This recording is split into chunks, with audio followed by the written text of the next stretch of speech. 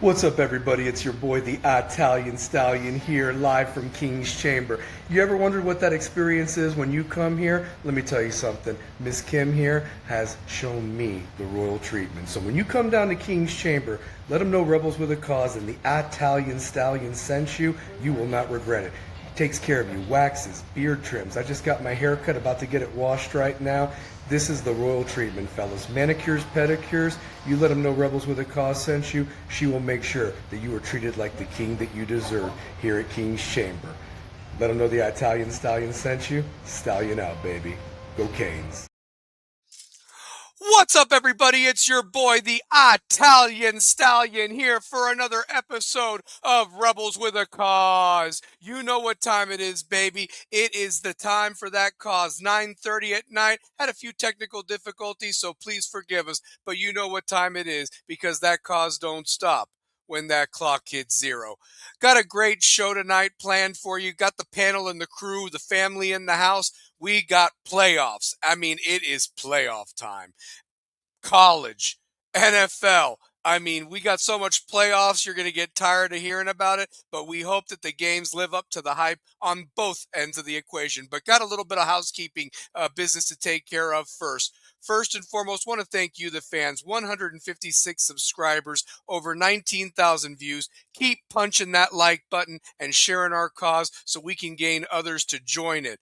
Also, just want to let it be known that the views of this program are not affiliated with those of any other organizations or entities. These are solely the RWAC family's views. Also, please join the show on the mini chat box live as well to voice your opinions. Also, got to give some love to the sponsors. Miss Kim Castle, which you saw right there, she takes care of your boy, the Italian Stallion. Haircuts, beard trims, manicures, pedicures, waxes, the works. You get tasty beverages. You get treated like the king you deserve to be when she shows you the royal treatment there on Washington Pike. Give her a call, book you a visit. You can even visit on the website at kingschamber.com on Google, and you can even set your appointment that way. She's got some new hours, so definitely hit her up. Also, our guy, Mr. Alex Thatcher, Knoxville Coffee Company. That brew is good any time of the day there off of Sutherland Avenue in the heart of Marble City. Let them know the Italian Stallion sent you.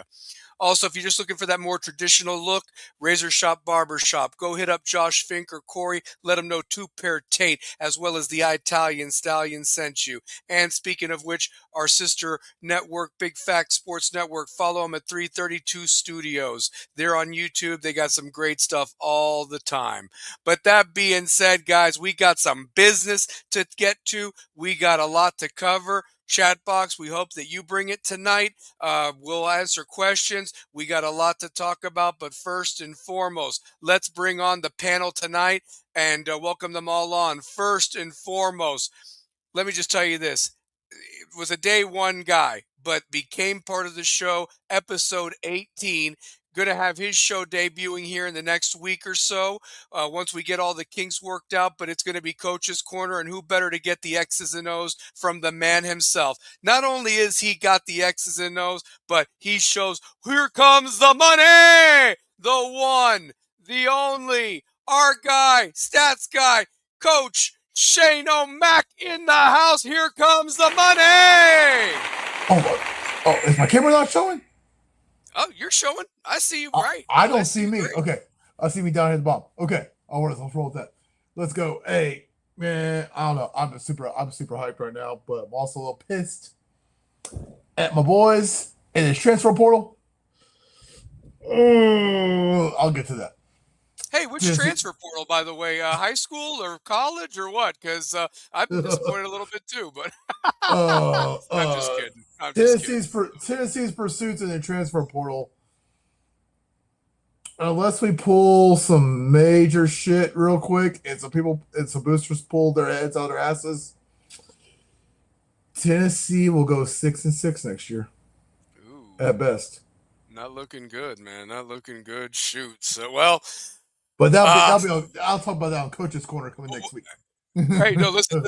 We got that. We got the transfer portal. We're going to be hitting that up. Yeah, it's playoffs and portal time as far as we can see. But that being said, also got to bring on our next panelist. You know, he's been a day one supporter. Just joined the family and the show later this past year. But let me tell you something. He has been giving us the heat, giving us the big games, and he's going to give you his own stuff once you get to see his show on this channel. The one, the only big game, Kerry Reeves in the house, baby. What's up? What's going on? Is everybody going to be entertained? We got some entertaining stuff the next 5 days, man. It's going to be a whole lot of fun. I'm looking forward to it. Somebody's going to be saying that a day for the next 5 days because there's going to be some entertainment. We got college, we got pro, we got portal, we got coaching changes, we got everything going on, man. This is the silly season, man. It's getting ready to ramp up big time. Good to be on with everybody tonight. Absolutely. And our other panelist tonight, joining us down from Louisiana. He's been a staple of the show lately, but he's been a supporter of mine for a long time. You know him as our favorite Raging Cajun, the one, the only, Rocky's in the building, baby. How you doing? Belts the asses, baby. Love it. Love it. Let's go. Love it. Belts the asses, baby. It's time to bring BTA, baby. BTA. We are ready. Yes, we Oh, are. Yes, man. we are. BTA. Yep. This is going to be a good night. It's going to be a fun night. It's going to be a fun night. It's male therapy. What's going on, Rock Man? I got That's right. I got to brush the beard first tonight. Got to brush the beard? There we go. Get that thing looking good, man. Well, and I've got the vapes going. I've got the kiwi strawberry and the Miami mint. So there we go. So there you go. There you go. Moisturizer around right here, but you know. What's good, Stallion? What's up? Thanks for the support. How you doing, brother? Anthony, I see you in the house as well. Hey, absolutely. Yep. So, well, listen, guys, there were the quarterfinal matchups. You know, I mean, obviously, don't want to toot my own horn, but I'm going to. I said on this show last week, 24-14, 10-point win by the Canes. They did exactly that New Year's Eve. Oregon, Texas Tech. I don't think anybody predicted that it would be like that, but it was 23-0 Oregon. I, myself, and Shane look like idiots picking Alabama against Indiana. We don't know what the hell happened there. And then the Sugar Bowl, I think everybody picked Georgia. And, or I don't know. Wait, Shane. I did. I picked Ole Miss. I picked Ole Miss. Yeah, so I went 3 for 4. I went 3 for 4. I went 4 for 4 because I picked all 4. I just saw Alabama being Alabama, even though I was against them being in the playoffs. I was like, okay. But then today I saw something where it's like, freaking, what's the dude's name? Ty Simpson? Simpson's going to the draft. No. Former owner of the Mavericks. Oh, Mark Cuban. He made that donation. He went to Indiana. Uber donation to Indiana. So yeah, he went to Indiana. Really? All I saw was the fallout from that loss. We'll talk about it, but that's a fallout too, let me tell you. Well, guys, we'll start with that, and chat box obviously chime in. Which quarterfinal matchup did you enjoy the most, and which one was really the biggest surprise, in your opinion? Shane, I'll start with you, then go to Kerry, and Rocky, you next. Really? So I'll go on mute while I listen. So, yeah, go ahead. The one I enjoyed the most had to be freaking Miami and Ohio State, man. I was invested in that game, and I'm not a Miami fan. I am an Ohio State hater. Ohio State. I hate the fans. I hate the school. I hate the players. I hate all that. And we can turn all the way back to the chick I dated before my ex-wife, whose uncle coached at Ohio State. Fuck Ohio State. I try to hold back. It's already represented. We're with you, Shane. Trust me. I know I am. Yep. So I hate that program. I hate their fan base. I've got great friends from my military career who are Ohio State fans. But when it comes down to it, having to deal with them on a regular basis, it made me hate the program. They think they're their shit. I will take an Alabama fan State fan any day of the week. Damn. I will take a Georgia fan barking at me over Ohio State fan. Wow. So I hate that program as I'm calling who's Uncle Coach. It's literally just the way that fan base is. They think they are the most entitled fan base in college football. Nate, hold on. Yeah, there's only one behind them, and that's Notre Dame. Well, that I was going to say that Ohio State's number 2, but they're my number behind Notre Dame. It's 1A, 1B. Yeah. Behind Notre Dame. Yeah. There you go. I will you go. say Notre Dame's fan base is more entitled. It's the school itself is more entitled. They're all entitled. I barely know I know 2 Notre Dame fans in my whole life. And one's the guy I used to coach with, and one is the new husband to my ex-wife's stepmom. So yeah. That's how many Notre Dame fans I know in my whole freaking life. Yeah. But I can name off 5 Ohio State fans right now. I can name off 10 Miami fans. I can name off any other school. I can probably name off somebody. Notre Dame is just they get ranked because of their name and what it meant back in the 50s, 60s, and 70s on black and white TV. Well, and I'll tell you this, they're definitely playing the imaginary bowl playoffs of, well, if we were there, we'd be right there where Miami is if we'd had the opportunity. No, you wouldn't. It would have been a better game. So I said this in the beginning, that Alabama did not deserve to be there over Notre Dame. I agree with that. Yeah, I can agree with that. Like, oh, no. Like, trust me, I hate Alabama. I dislike Notre Dame. But a 3-loss team in the playoffs showed you why they don't deserve to be there.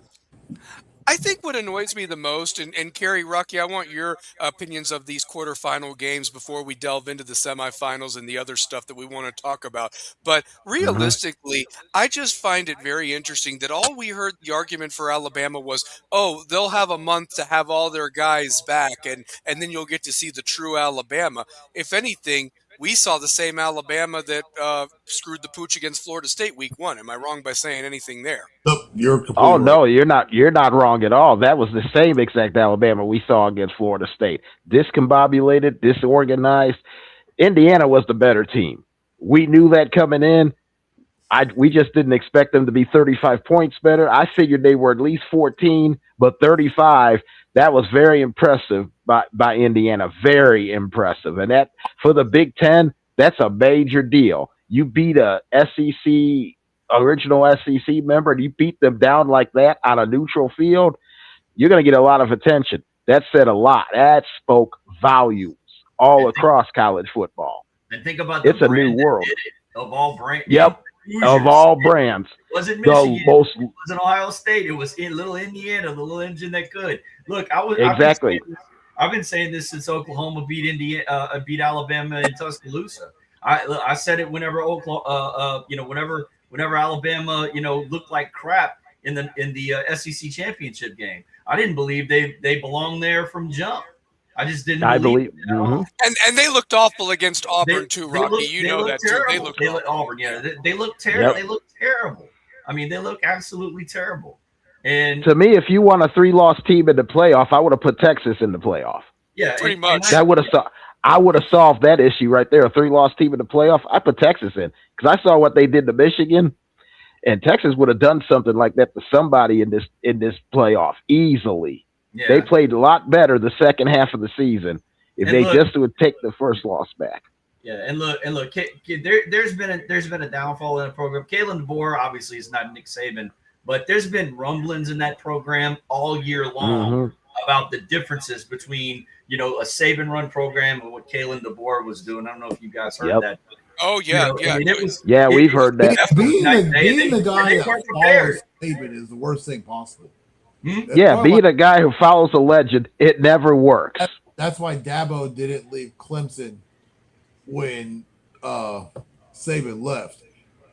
Dabo will be the next coach at Alabama.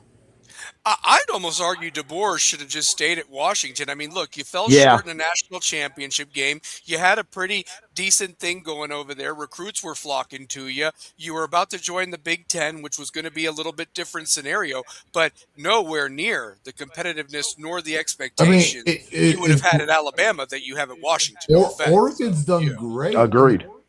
Oregon's done great, Yeah. and you were ahead of Oregon. So why change it? I don't know. Why change it?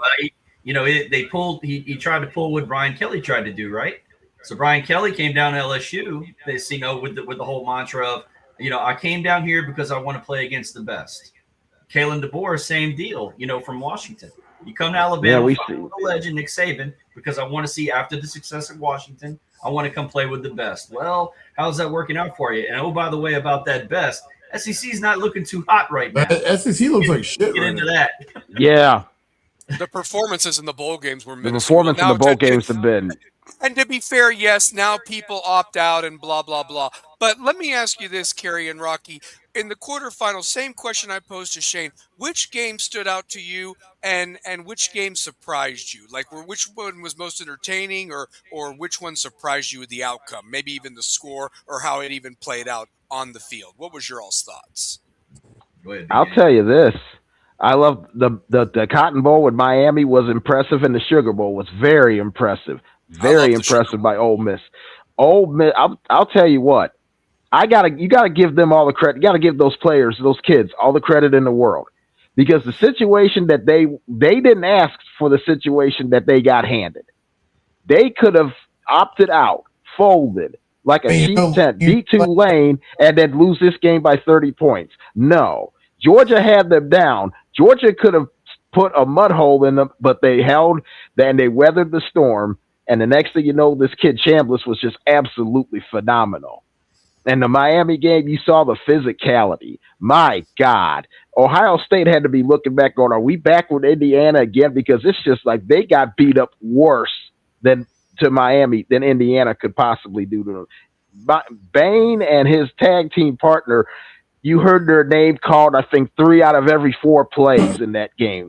That's how amazing Miami's defense has been. The one game that bored me to death was the Oregon game. I actually fell asleep during that game. It was that boring. I was at work. I did not expect a shutout in the quarterfinals, let alone Oregon being the one who shut out Texas Tech. If anything, I'd have thought it'd be the other way around. And that's the one where I looked at an idiot. And that's the one where I looked like an idiot because I said that was going to be a fun game to watch. Boy, was I wrong on that one. I thought it would. I thought it was going to be a fun game to watch, but no, I fell asleep in the second. You basically knew at the end of the first quarter who was going to win this game. The only question was going to be by how much. And sure enough, Texas Tech didn't even put up a point. I was at work during that game, and we were streaming it in our shop. And we all got up at halftime and were like, well, let's find some shit to do. Because we were down at work because it's a holiday. So like there's It's what it is, fellas. It's the cloud that follows the ACC officiating. Oh, it is. Gosh! Like it's the dark cloud that follows whatever. And it was the worst crew. ACC officials doing and it was the worst crew you could have gotten with that Italian asshole. Oh God, yes. We have our phones up, and we're like, okay. We get propped up, and we're all watching it, and we're like, yeah. Oh, that's how I was sitting at home. Like I just am going home. I was like, fuck this, I'm going home. I mean, did Texas Tech even cross the 50? They really did. I think twice, and that was it. Well, and then poor Texas Tech's defense was out there the whole game and was like Texas Tech kept turning the ball over, so Oregon had short fields, and yet even Oregon didn't even put as many points as they could have. I would give props number 4 for Oregon. Like true freshman, they said he stepped in, was the best DB they had in the entire locker room campus. That kid had 2 interceptions and a forced fumble. That dude and he was a difference maker in that game. Yeah. Yep. Yeah, it was. I was. Rocky, what about you? Yeah, I mean, obviously the Miami Ohio State game, but that one aside, I mean, how can you go against Ole Miss and Georgia and what Chambliss did in that game? And I'll tell you, the number one guy in the country that didn't think Ole Miss was going to win that game. You guys know who that is? Lane Kiffin. His name's Lane Lane Kiffin. Kiffin. He's the number They one can't guy. do anything without me. Tell you what, he looks like a bigger fool. Every day that passes by, he's looking like a bigger fool. What a horse's ass! I right will say this. Yeah. I will say this as a football coach. Lane Kiffin is the offensive guru. And if I could master Lane Kiffin's offense and Nick Saban's defense, I would be the best coach ever. Oh, absolutely. Yep. Absolutely. Hands down. But Lane Kiffin He might be an off. Lane Kiffin as a human Go ahead. being is the biggest piece of shit compared to my ex-wife. Yeah, he's not a leader of men. He's not a leader of men. Never has been, never will be. and He's look, a walk behind her. Now here's what blows my mind though. Is Monty Kiffin is one of the most like respected and feared defensive ever. Just because of And he was a leader of men. He was a leader of men. And like, how does your son, rest in peace, Monty? But like, what the fuck? What was your baby mama like? That's what I want to know. He was around his mom probably more than anything else. He had to be like, she had to cuddle it's a Lane. case where when the apple fell, it got blown 50 feet down the road. Yeah. It got ran over, blown up, you name it. Incline was like this. Yeah. Now, look what Chambliss did in the second half. Everybody watched it. When he went into the phone booth at halftime, come out in the Superman cape and put that team on his back. Yeah, that's him. He's not going to repeat that. Let's be clear. Nah, because he's about. It was impressive for what he did against that Georgia defense, and a Georgia defense, I might add, that in my opinion, during the whole course of that game, was exposed a little bit. Yeah, they were exposed. Tennessee showed how to beat Georgia's defense. Tennessee's offense couldn't capitalize. Because fuck you, Max Gilbert, while you go to Arkansas, you little bitch ass motherfucker. Sorry. Well, it's worse. And Shane, you do bring a point. I mean, I've argued many times that I don't know if this Georgia team was as good as really everybody thought, because truth be told, they were damn lucky to beat Auburn with that controversial thing with the referee. Florida, without a coach, almost beat them and should have won that game. Again, that was a controversial And Tennessee, if they didn't have a freshman DB and a piece of shit kicker, would have won that game handily before overtime already happened. Yeah. And then not to mention Georgia had already lost to Alabama at home. And then to make matters even more interesting, it was really a tight ball game with Georgia Tech, who, as we saw, BYU But Georgia Tech handled. Georgia Tech has played Georgia good. You're right. Really close. Right. It's been a good game. Have. Yep. You're right about that. And deep-heartedly, I mean, just because of my son and my girls, they've got family that play for Georgia Tech. So I will always be a Tech fan when it comes to. But they have played them really well over the past couple of years, and that game has come down to the wire. Yeah, that's true. What happened was that Ole Miss learned their lessons from the first game with Georgia. Remember, they had Georgia beaten to the fourth quarter and lost in the fourth quarter when they didn't score a point. This time, they learned their lessons, and that quarterback was just Chambliss was just unbelievable. It looked like Josh Allen was out there running around, throwing flip passes. The pass he threw to set up the winning field goal was one of the best passes I've seen in a long, long time. That was absolutely perfect. A lot of people I don't even know how that guy got behind him. Yeah, well, and here's the other thing. I don't even know how that guy got behind the Georgia defender. Like, where was the safety over the top? How do you let him behind him in that situation, too? How do you let the receiver, the last thing you're taught? Georgia thought they can go up with Chambliss, play man, and look, it didn't work. Those it didn't. From Ole Miss, they outplayed them. They got open. They found the open spaces. Chambliss did what he did. And look, I mean, you got to say this about Ole Miss. They don't have the superstars out wide like the Ohio States and the Texas A&Ms, but they spread it around. And they've got guys that can catch the football. I mean, if you look at their wide receiving core, I mean, there's not one guy with eye-popping numbers, but they're or 5 guys that have like I think over 800 yards receiving for the season or something like that. Yep. So they do spread the ball around. And Well, I guys, thought real quick, we Lacey, got. and I thought hold on. Lacey being back. Oh, sorry. Oh no, I go ahead, thought Kerry, finish Lacey your being back too helped out big. Not just in the running game, but the receiving game. Having another pair of hands out there to help with the running backs. Lacey was incredible too. Yeah, it was. Yeah, it was. Well, listen, we got another guy in the house. I know he's busy as hell, but he shows up. You know he's gonna be here.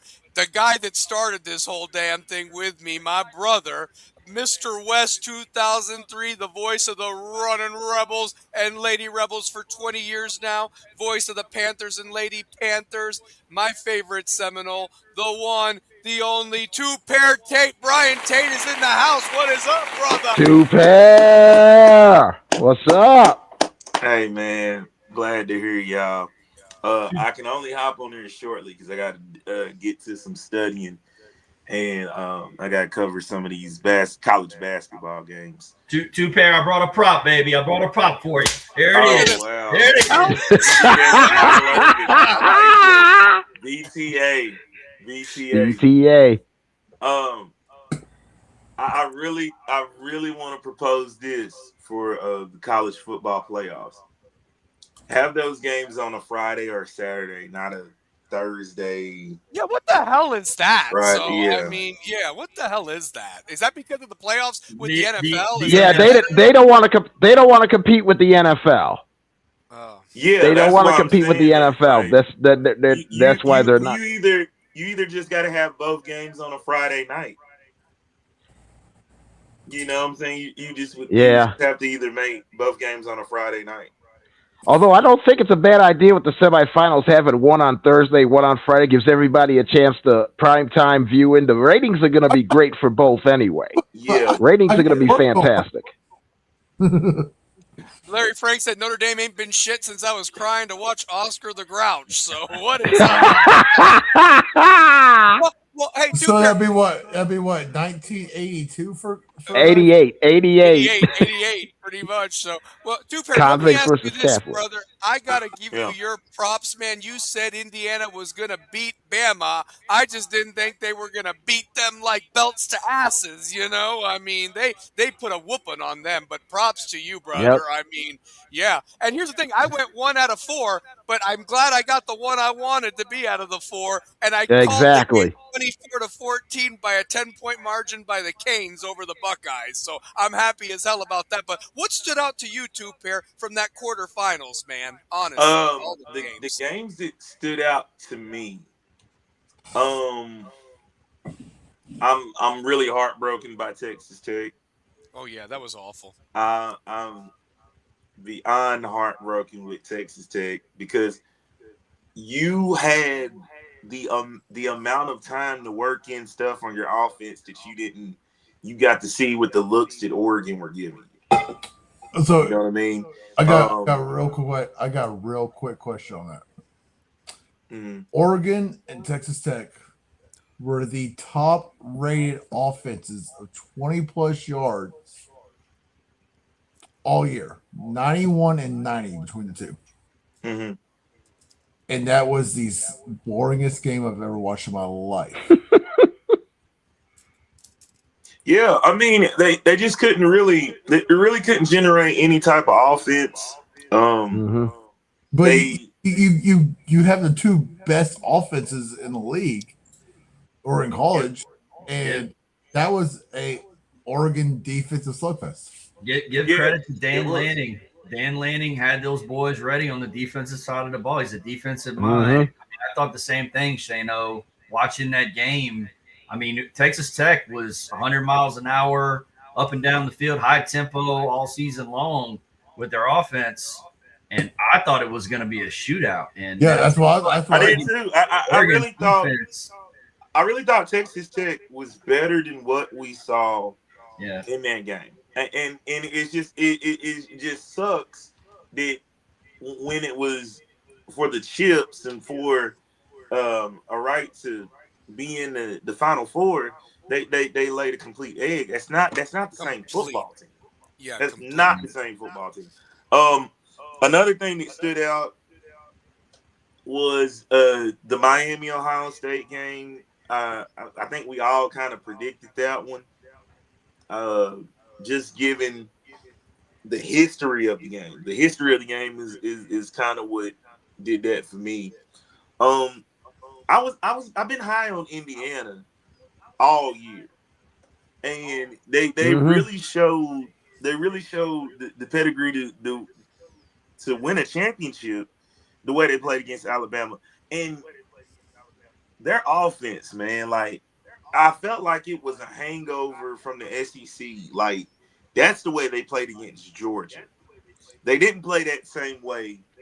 They did. Oh, wow! Breaking news: Trey Young just got traded to the Washington Wizards For CJ McCollum. Yep. Oh my CJ God. McCollum. That happened about 40 minutes ago. Wow! Breaking news! Breaking news! But I think that stood out because Mendoza looked incredible, but that offensive line was just creating these large gaping holes, throughout the entire football game, man.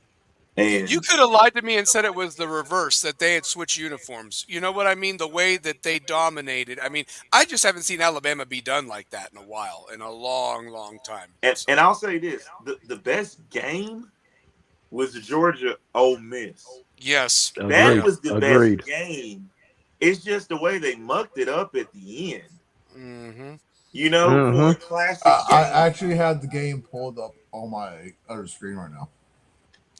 I think what was so funny about that game, guys, honestly, if you really think about it, I think the funniest part about it was that the stage got wheeled on and off three times with 1 second left on the clock because I noticed that too. What the hell was, I mean, it was a safety. Did we put time on the clock? Did they get one more play? I just could not believe what I was watching there Goldie at the was end. going nuts there and all he that. was. He was. It was a wild atmosphere, and you know, we've been. I really thought Georgia would win, but I wanted Ole Miss to win because I just love the storyline. Oh yeah, like the storyline gets better and better day by day because you've got coaches. You got coaches on the fence one way. You got coaches on the other fence this way. The team still wins. Chamberlain is playing incredible. Lights out. He's playing lights out right now. He is playing incredible football. Like what he's doing for his stock in a game like that against Georgia. And I'll say this. Georgia has not won a CFP game in 1,000 days, and I don't even think their fans are going to be complaining that much because they've got back-to-back titles within that time frame. No, they're going to turn. And their fans Georgia fans will turn to Alabama. We've won so many. But let me tell you, when I saw that stat, I'm looking at it from a degree of back-to-back. If you told me my team let me put this out there. If your team wins back-to-back national titles and they haven't won a CFP game in 1,000 days, are you worried about your team? No. As a Canes fan, I hadn't had shit in 23 years. I would have been golden with back-to-back and, just only been waiting. Exactly. I had shit since 98, goddammit. That's what I'm saying. I mean, shit. Hey, Two-Pair, you talking about that story. Check this, to add a little fuel to that. You know where those assistant coaches went after the Sugar Bowl that were signed up in Baton Rouge? They got in their car, their transportation, and had to drive straight to Baton Rouge because the portal opened the next day. Wow. Yep. Because Sauron summoned them, so that's Sauron. Lane's gonna pull some bullshit. And so, but that's what I'm saying. The state of Louisiana, because they can. We're watching this we're watching this in real time. Yeah. Yep. Like the portal opens. Guys are now getting withheld to stay because they signed a contract prohibiting them to leave. Yep. I'm telling you what, man. Between college football playoffs in the NFL, I don't know what storylines get better.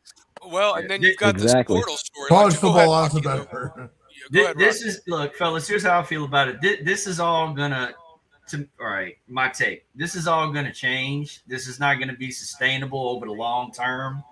Folks are gonna get involved at higher levels to get this fixed. All right, but you're right, Two Pair. What we're watching right now in real time, us as participants of this.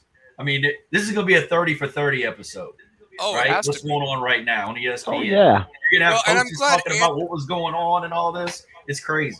Well, and Anthony has some comments that we'll catch up on because we're going to do the semifinals here in a second. We're finishing up the quarterfinals, but Anthony did bring this up. Apparently, the quarterback for Washington is trying to get out of his contract so he can transfer because apparently 4 days ago he signed it, a new NIL deal, but now he's wanting to enter the transfer portal because I guess a team has reached out to his agent or something to get him, and now Washington wants the Big Ten involved because he signed a contract and he can't get out of it, and now he's lawyering up. So this is getting ugly over there, but yeah. And there's also a Texas Tech. Yep, he signed the contract, and plus there's a quarterback at Sorsby that ended up at Texas Tech, got $5 million, and he only got $2 million. That's why he wants to jump back into the portal. He thinks he's worth more than $2 million.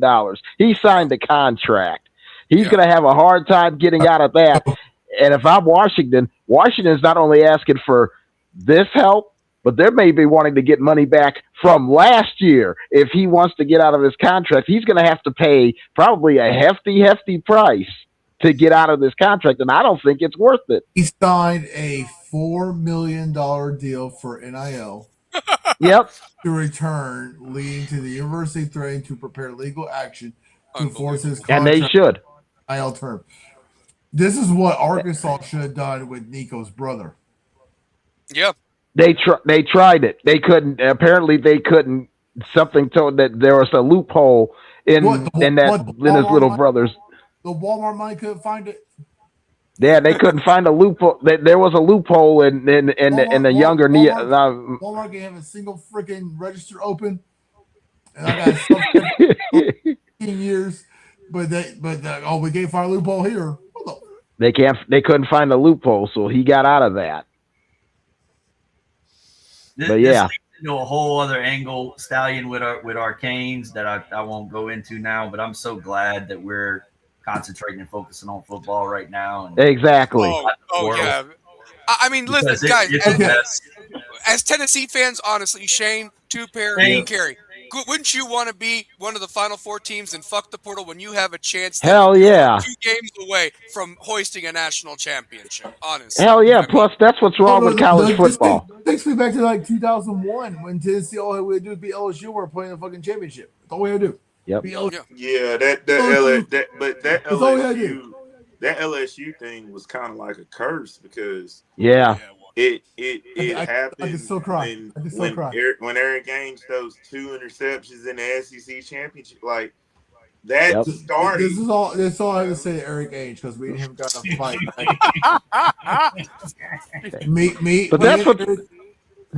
But in reality, me and Eric Ainge got in a fight back in 2000. Oh, so that would be Eric Ainge would have been 01.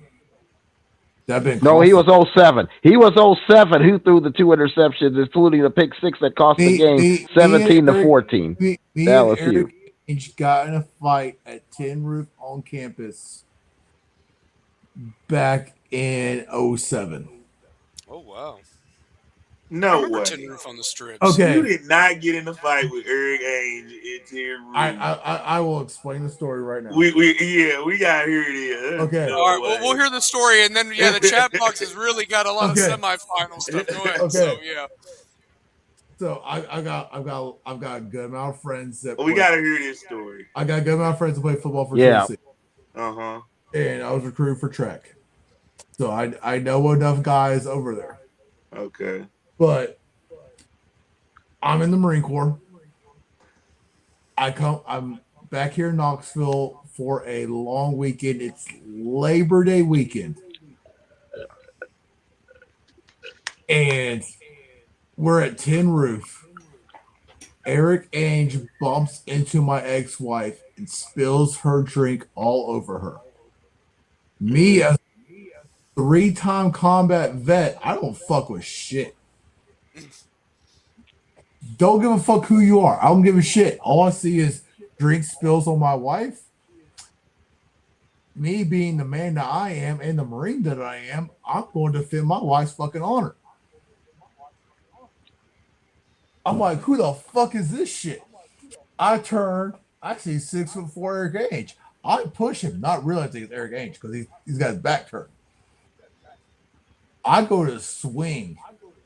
I look up like, oh shit, it's Eric Ainge. Shit. Oh shit, it's Eric Ainge. Really? Knowing his offensive line is probably within 10 feet of me. I swing anyways. Of course you did. You got into a fight with Eric Ainge, bro. Of course you did. Come on. Okay. I got into a yelling / verbal / almost got physical with Kevin Simon. No way. Wow. Not K. Simon. Hey, Simon's a big boy, man. Simon's really, me and Simon are about 2 inches apart. Shane, let me find out you the modern day Ron Artest. He's ready to fight. What's going on? Okay, now me and Simon. He's gonna have bodyguard offers, man, coming left and right. Me and Simon squash our shit. But I hate Eric Ainge to this day. Oh man. I don't blame you. But I swung. I didn't give a fuck. And the O-line came swooping in, and I have issues with my ex-wife, but granted, her and her friends that were there with us, it's like, he's a Marine, he serves our country, and they're like, hey man, you just need to go. I paid my tab, I bounced out. I swung. My 5'9" ass at that point, I was 173 pounds because that's what the Marine Corps allowed me to be at. Yeah. I swung, I made contact, and they're like, hey man, like once they found out who I was, like, hey man, you need to go or it's gonna be some issues. I bounced real fucking quick. I would too, because you got offensive linemen about 6'4", about 300 pounds. Yeah, they'd have bounced you up down Cumberland, man. That was like walking to a whole bunch of Samoans, basically. I was like, nope. Yeah, you know what? You'd have been great game this weekend. See ya. Now, had this been at a Marine Corps base and that should happen, I would have about 30 dudes with me, but that's a whole other story. Absolutely.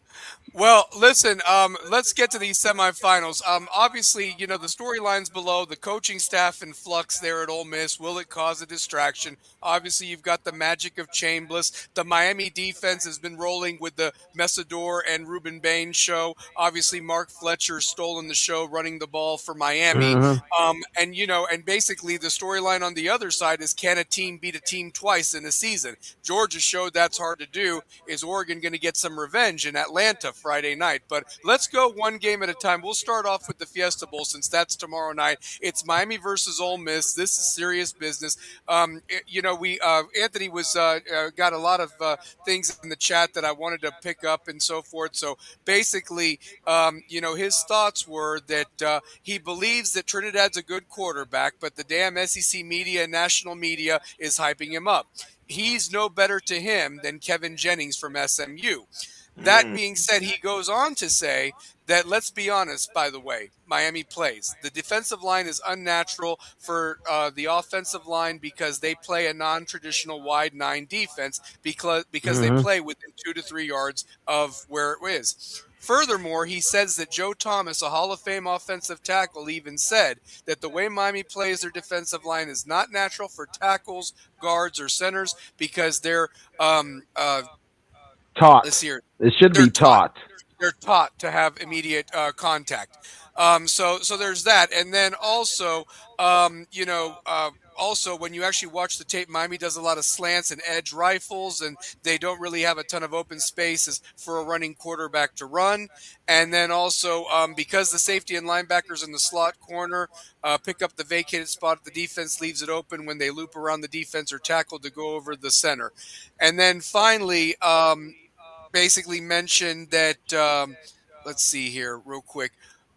He also threw out there that he didn't think that Trinidad could pull another magic out of his ass against Miami. Georgia's defense, had a ton of injuries, and their starting safeties were injured. One of them was for sure. I know that much. And then they also had 2 linebackers out. So I guess he's just stating that he feels that Miami's going to win pretty big tomorrow night. I've said Miami's going to win by 17. But at the same time, it's not so much more I'm focused on the defense. I just don't think Mississippi's defense can stop Miami's offense, especially if they're going to play bully ball and run the ball. What's your guys' thoughts on that? And also to get to what Anthony was touching on, and you guys can just go and so forth. So, yeah. Yeah, Kerry. We'll go all the way around. All right, man. I think Ole Miss is a little small in the lines area for Miami. Miami's pretty big on the offensive line and the defensive line, and most games are won in the trenches. I think Miami's going to be just a little bit too physical for them. Now, to counteract that, Miami cannot turn the ball over. They cannot have any turnovers because talent-wise alone, Miami is more talented than Ole Miss. But turnovers are the great equalizer. Yes. We've seen in some of these games how turnovers and other plays can make up for deficiencies that one team could have over another. So Miami cannot turn this ball over. Don't give Ole Miss short fields. They will take advantage of them. But I think as long as Miami can hang on to the ball and bully and play their type of game, Ole Miss I don't think comes within, I want to say 10 to 14 points of them. Rocky, go ahead. Yeah, to Anthony's point about the way our defensive line plays, it helps when you got Jason Taylor, who's a Hall of Famer up there coaching him, and Damian Lewis, who was a guy that played on the Miami teams that played with just as much havoc and violence as what the defensive line does for Miami now. Look, I rewatched that Georgia Ole Miss game, the Sugar Bowl, and I kind of concentrated on the game within the game. And I sat there and I watched Georgia's offensive line. Every time they went to run the ball, that offensive line was setting the line of scrimmage about 2 to 3 yards down the field. Now, Ole Miss has the one guy, Eccles, the big guy, Luther Eccles, that they have trouble with. But other than that, Georgia controlled the line of scrimmage from the offensive side of the ball against Ole Miss's defensive line. Couple that with the fact that that Ole Miss is coming in with the 67th ranked rush defense. Mississippi State ran on them. Tulane ran the ball on them well. Florida ran on them. Florida did well, and they're going to come in against our offensive line at Miami. That's a nightmare scenario. That is a nightmare scenario, man. Man, good luck. Because speaking of which, Jason Taylor. He's making a name for himself. He's going to be a head coach in about 2 or 3 years. Yeah, I'm telling you. Yeah. Write it down. Cristobal, probably. But look, I agree with you, Stallion. I don't see, and that's the matchup that's not being talked about is our offense against their defense. To your point, big game, turning the ball over. The most maligned and underrated guy through this entire playoff system this year has been Carson Beck. Yep. Everybody every week has been worried about whether or not Carson Beck is going to show up, whether or not Carson Beck is going to make the big mistake, whether or not Carson Beck is going to be enough for Miami at quarterback to win games. Look, I will take a fifth-year senior with the amount of experience that Carson Beck has any day of the week. I would too. Some of the guys that we played. Now, he's 36-5 as a starter. Keep going, Rocky. All he does is win games. And look, I get it. On the other side of the ball, Chambliss is a phenomenal athlete. I think he's the best QB Miami has seen. I think he's the true quintessential dual threat. Because what's a dual threat? a guy that's an athlete that can run, and when he throws pinpoint accurate passes. That wasn't Marcel Reed. Marcel Reed was all over the place on his throws. This guy can put the ball on a dime, and that's the difference right now between Marcel Reed and what Chambliss can do at Ole Miss. That said, they haven't seen a defense like Miami's either, and that line over Ole Miss will not hold up. No way. They may make some plays, but no way. Shane, a question for you, because a lot's been mentioned. Miami's going to have 2 of their DBs back that were not available earlier in the playoffs, and one of them just happens to be one of their better cover corners. Does that even help Miami's defense even more scarier, knowing how if you lock that down and you've got safeties that are roaming that can pick off those passes? What's your thoughts, brother, being a DB guy and so forth? So, So I would sneak into a cover 2. Maybe a cover 3, depending on how the formation comes out. And my safety is going to peak on that number 1 and number 2 receiver the whole time, just to pick that off. And my only, I'm all Miami on this game. It's Vegas that scares me, because when it comes to sports betting now, Vegas has a lot of input into what happens. If you look the way games go. Yeah.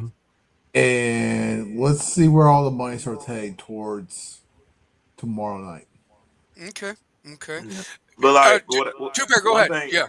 One thing I'll say about like this game and the matchup, like Chambliss he is really like impressed me.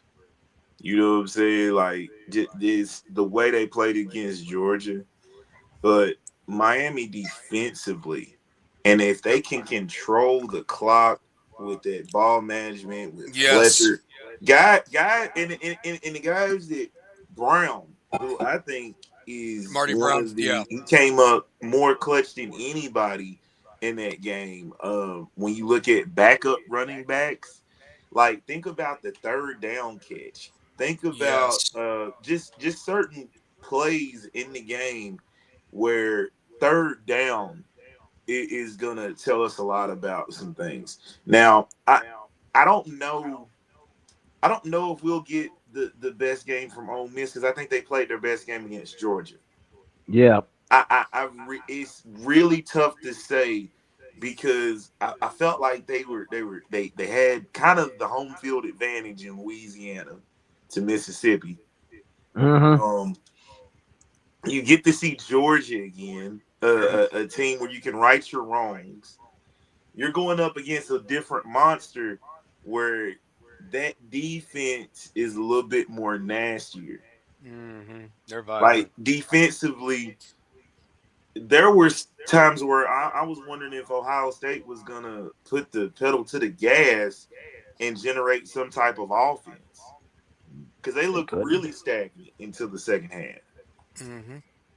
It makes you wonder, what the hell was Ryan Day doing? I mean, there was the big story was, I'm going to call the plays. And realistically, that was the wrong thing. And I almost argued that the reason why they made the adjustments in the third quarter is I think you saw a little Brian Hartline with the 2 tight end sets and the things that they were doing, in my opinion. They got back to what they were doing in that second half. And Jeremiah Smith, I mean, we knew he was a dog. I mean, but let me just say this. If you take away his 175 yards, what the hell did Ohio State really do last week? Nothing. Not a lot. I mean, Jeremiah Smith kept them in that game. And there's not a Jeremiah Smith, no disrespect to Ole Miss, there's not a Jeremiah Smith type receiver. Oh, hell no. And Ole Miss's DBs were struggling against Georgia's receivers that weren't all that great, in my opinion. Go ahead. And Ohio State was the best defense coming in. I feel like Ole Miss, man, they are trying to shock the world because of the situation that they're in. You're getting the best out of Ole Miss. You're getting what Lane Kiffin couldn't get out of them. Exactly. That's interesting. I mean, and Golding. How much is Pete Golding? Yeah, Golding. He outcoached Kirby Smart. He did the one thing that Lane Kiffin couldn't do in essence. He outcoached Kirby Smart. Ole Miss made the smartest decision in the coaching hire and everything. It's like, we're going to go with the guy who's been here. Exactly. And this is the best thing. He knows his players. He knows what to do. He's been there all season. And had this been any other situation, it'd been a complete fuck up. Shane, But can I say something? Keep your yeah. train of thought. And Rocky, I want you on this after Shane and everybody else. I'm glad you said that, Shane, because think about this. I bet you Lane Kiffin's ego was so big, Oh, he didn't fuck think his the ego. AD had the balls to keep that, to make that higher. No, Yep. not put an interim tag. You're our guy. I mean, there's a difference there. Go ahead, though. Keep going with your Okay. thoughts. So now here's my next part on this. Has LSU officially hired the offensive staff of Ole Miss? Yes. Yeah. They're under contract. Yes. They are under contract. Also, they are under contract. Or they signed everything? All 6 assistants right now that were leaving to go with Lane to LSU are under contract. So right now. Charlie Weiss Jr. and everybody is all LSU. All of them, other than Charlie Weiss Jr., right now are at LSU. Charlie Weiss Jr. is at the Fiesta Bowl right now. It's going to call plays. Yep, because he's still calling plays. Go ahead. Jay. If I'm all those Ole Miss players, I'm calling contact my lawyers, my agents. How do I get out of this? I don't think they had the same success at LSU that they're having at Ole Miss. I think you fucking roll with it. I had a chance to listen to Shine on Sports. I listen to that every day. Adam Shine's a terrific show. He had on Sean McDonough, who's going to be calling the play-by-play tomorrow night with the Indiana-Oregon game, because he did the Ole Miss-Georgia game. And he talked to Pete Golden, and Pete Golden mentioned this in his interview with him, that he was not going to take he was not going to be the head coach of Ole Miss. He didn't want the job at first. But then he looked at the players, and he looked at their family. And the first thing that came to his head was, there is no way I could leave them hanging and let them feel this way, because he said they were distraught. They really thought that Lane was going to be there their whole time there, and they felt that he hurt them worse than any injury or anything they could ever go on the football field. And Pete Golding looked at his wife, and his wife told him, you need to do this. He went to Keith Carter's office, the AD, and he said, I will take the job. Look, he did it for those players. He did it for those players and those families. I can speak as a coach. When your players believe in you, they will let you know before everything was announced. They will let you know. Like, I've got a group of kids that, hey, coach, I ain't coming back unless you coming back. Yep. So I'm going to my final year of coaching. Yep. And when your players tell you that they want you, you pull out everything you've got. And now with Ole Miss. And I know it's going to be Ole Miss, Miami. I know that James, you and Rocky are Miami fans, but this game is going to probably be the tightest game we're going to see all year. I would expect nothing less. Listen. If they take the fight to Miami, because everybody has shown that they can take the fight to Miami, I think what's different is that what still fuels Miami is all the talk that there's still the disrespect. You know what I mean? Type of a thing. I think let's go back to how we were at the beginning of the year. Yeah. We were all on Cristobal's ass. We were mid-season. We were. I mean, look. I had to hold him accountable, and I'm glad that something has changed in the guy. And I think that somebody had a conversation with him and said, "Look, you played on these teams. No, you were not the Michael Irvins or the Alonzo Highsmiths or none of the flash.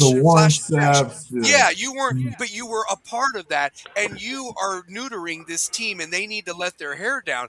And here's the thing, and Two-Pair, you remember those early 2000 teams for Miami, because you being a Knowles fan had to suffer on the other side of that. But my question to you is this, brother. Have you seen a defense as violent as Miami's right now? Because I I haven't seen that in a while from Miami. The way that they like to hit, they want you to feel it. And I just have not ever seen that because Miami was kind of more of a finesse team for the last few years. And that's not how you win in college football. You've got to take the fight, honestly. This what I'll say. Here's my question. Here's my question real quick.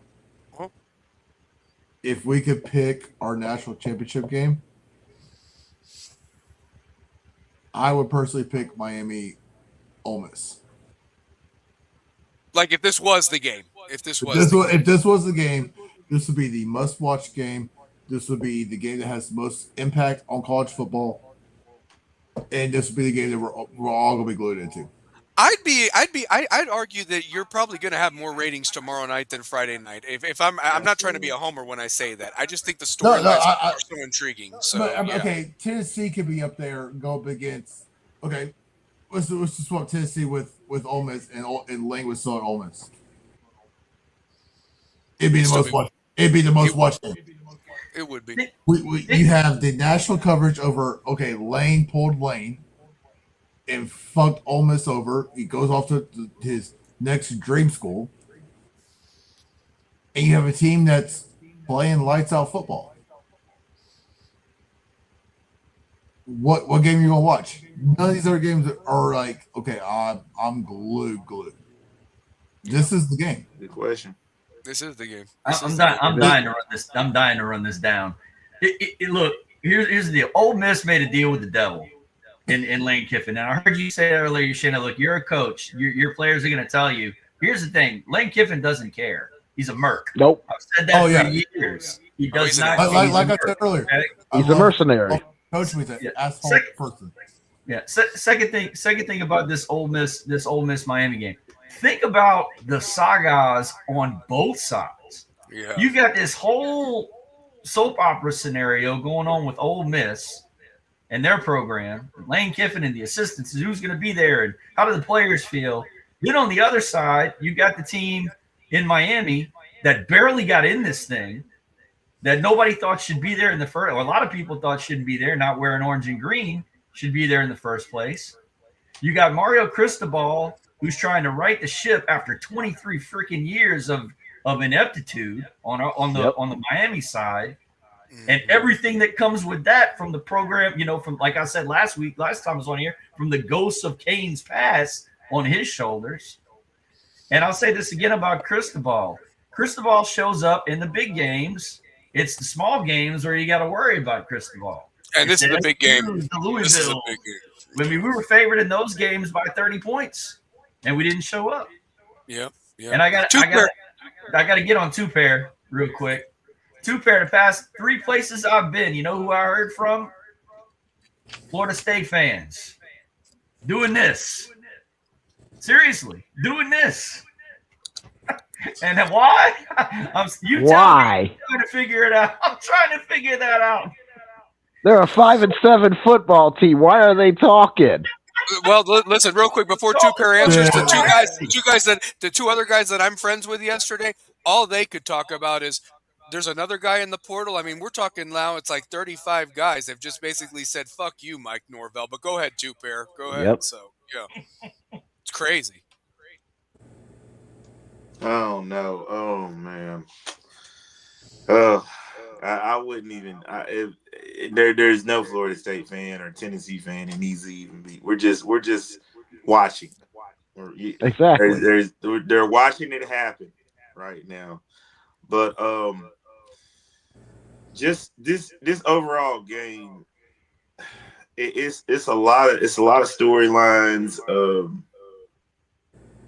You're looking at a quarterback that wasn't even supposed to start this year, took over. That's early. true. You're looking at a guy like Carson Beck, who's played in a lot of big football games in his career.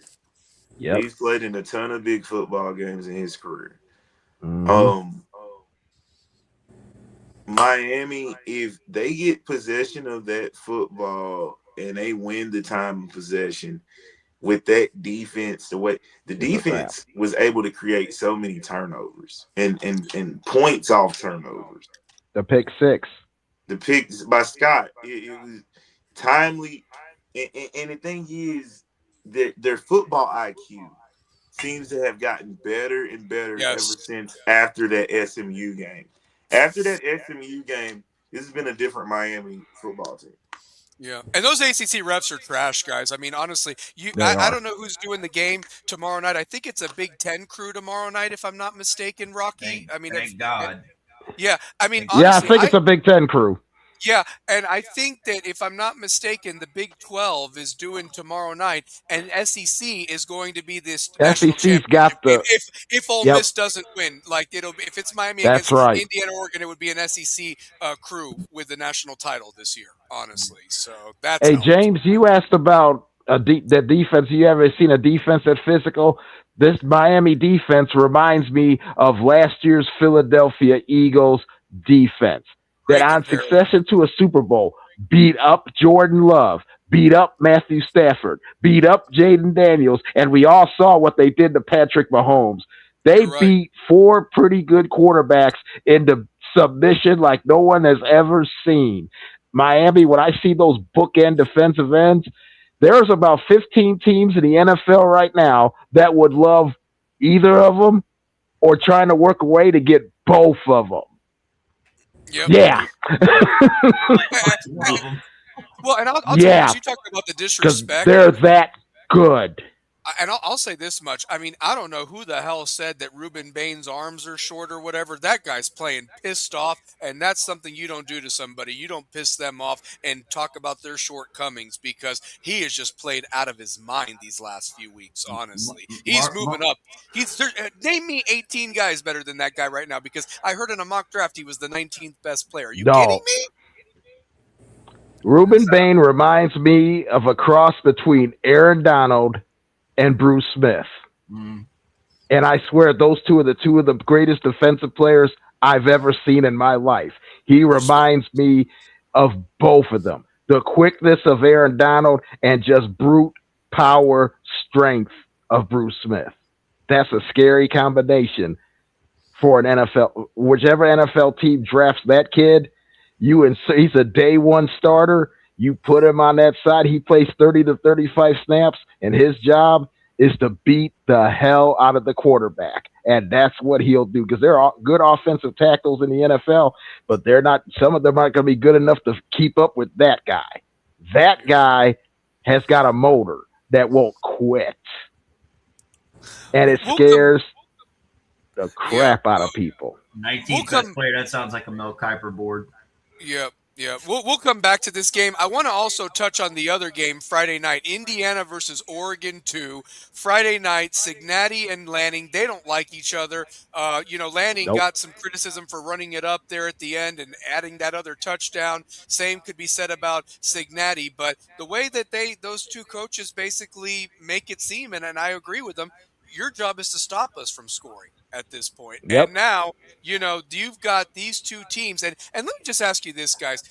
We all had our picks at the beginning of the year, and I know, Rocky, you weren't a part of that. But I would have never in my wildest dreams thought that these would be the Final Four. I mean, there was maybe the outside shot of Miami being the 10th team, but realistically, only Oregon has lived up to the billing of the preseason top 5 ranking at this point. Indiana has kind of shown that they weren't just a flash in the pan. Miami had their ups and downs, and Ole Miss, a lot of people, felt last year's team was better than the one this year, but clearly this year's team has definitely done more than what last year's team didn't do, but these are your Final Four. But talking about Indiana versus Oregon, what are you guys looking for in this matchup? I mean, is Indiana going to roll Oregon or does Oregon get revenge? I mean, what do we see here? Because Oregon's already getting hurt by their stud freshman is not going to even be playing Friday night, it looks like. That's a huge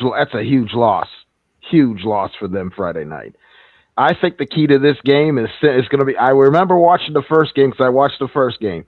Which quarterback is going to be comfortable and which one will be uncomfortable? That's going to be the key in this game. If Mendoza is comfortable, this is a rout because Alabama couldn't get nowhere near this kid, and he picked them apart in only 18. When you only need 18 passes to beat Alabama, you're good. If he has 18 passes again and he throws for 3 touchdowns, it's a wrap. That means he's not getting touched. And that Indiana running back, he doesn't get the love that he gets because he was running over Alabama's ass too. I mean, he certainly was. So they couldn't tackle him. Indiana kind of plays like an old school of a 90s 2000 version SEC football team. If you really look at it, they've got the quarterback that can hit it all over the place. You got a running back that hits the holes and can catch passes, and you got a defense that just goes straight ahead, goes after the quarterback and tackles with aggression.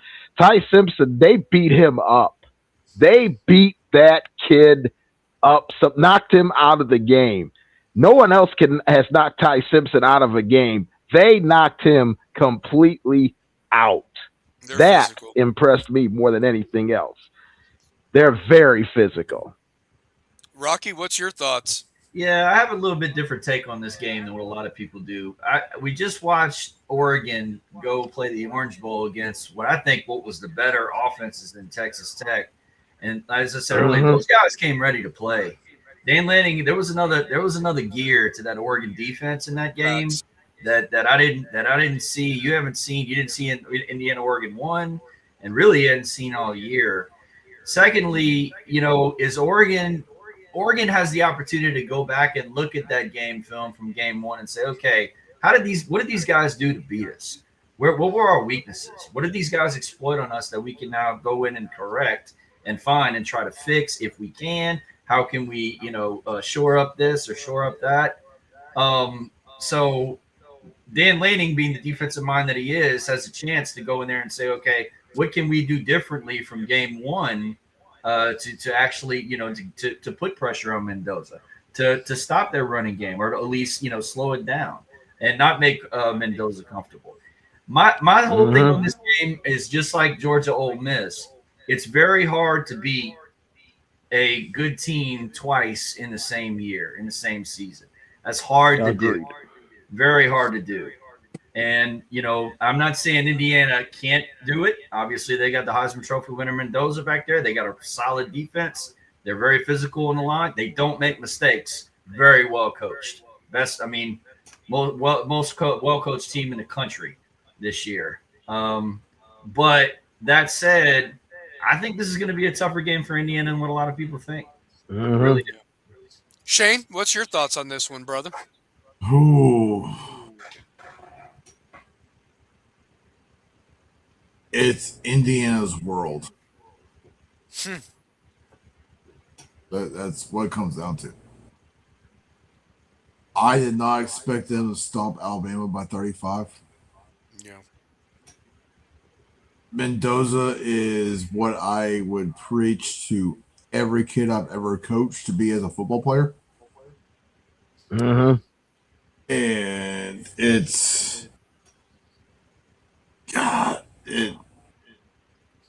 I like Oregon. Oregon's been solid for years, but Indiana is coughing out the money to get whoever the fuck they want. Indiana makes it to the national championship, and we see what happens between the other two. Yeah. What do you think, Two-Pair? You rolled with Indiana. I mean, I got to give you your props, man. You started this realistically even before the Ohio State game. So, what's your thoughts, brother, as they play Oregon? Two-Pair? I'm sorry, I didn't hear the question. No, you're fine. I was just going to ask you about Oregon versus Indiana. You've been rolling with Indiana even before the Ohio State game, and you rolled with them against Alabama. I don't want to assume, because that's what happens or whatever. But I mean, you like this Indiana squad. What's your thoughts as they play Oregon for the second time? Man, I do. I really do like this squad, man. Like, as far as the story of how they've been playing defensively, what Mendoza has looked like the accuracy, and then just the way they performed. Like, the way their offensive line is in sync every game. Like, their offensive line has been in sync, and it started well before the Big Ten championship game against Ohio State.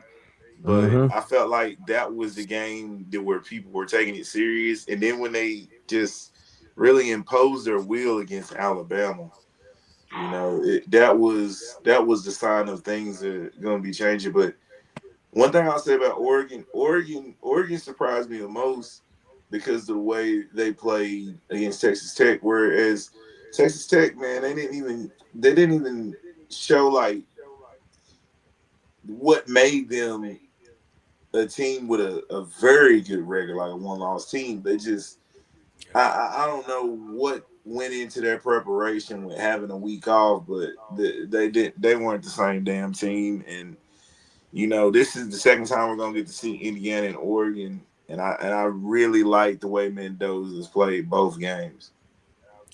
You know, I'm glad you brought that up, too, Perry, and I want the panel to weigh in on this because this has been also another topic that, you know, now that you've had the playoffs for 2 years and the home team or the favorites, the top four, are a collective 1-7, with Indiana being the only team that won.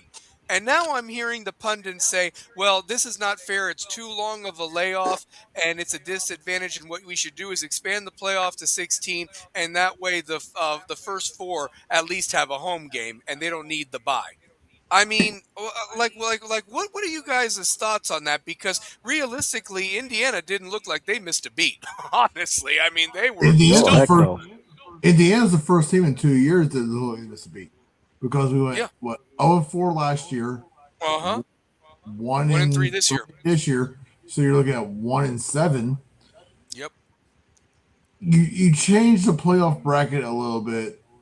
I get rid of the 26 days off is what it was between the end of the season and the second round. Yeah, so I mean, Indiana's the only ones proven that they are capable of doing what a top seed should do, but when you got the money that they got coming in, you expect it. They had scrimmages. Signetti said they had scrimmages during their time. They played scrimmages like they were actual games. That's how they kept in shape. That's how. I love that. I remember Vanderbilt saying like, "Oh, we'll play anybody to try to get that extra little oomph to make it to the playoffs."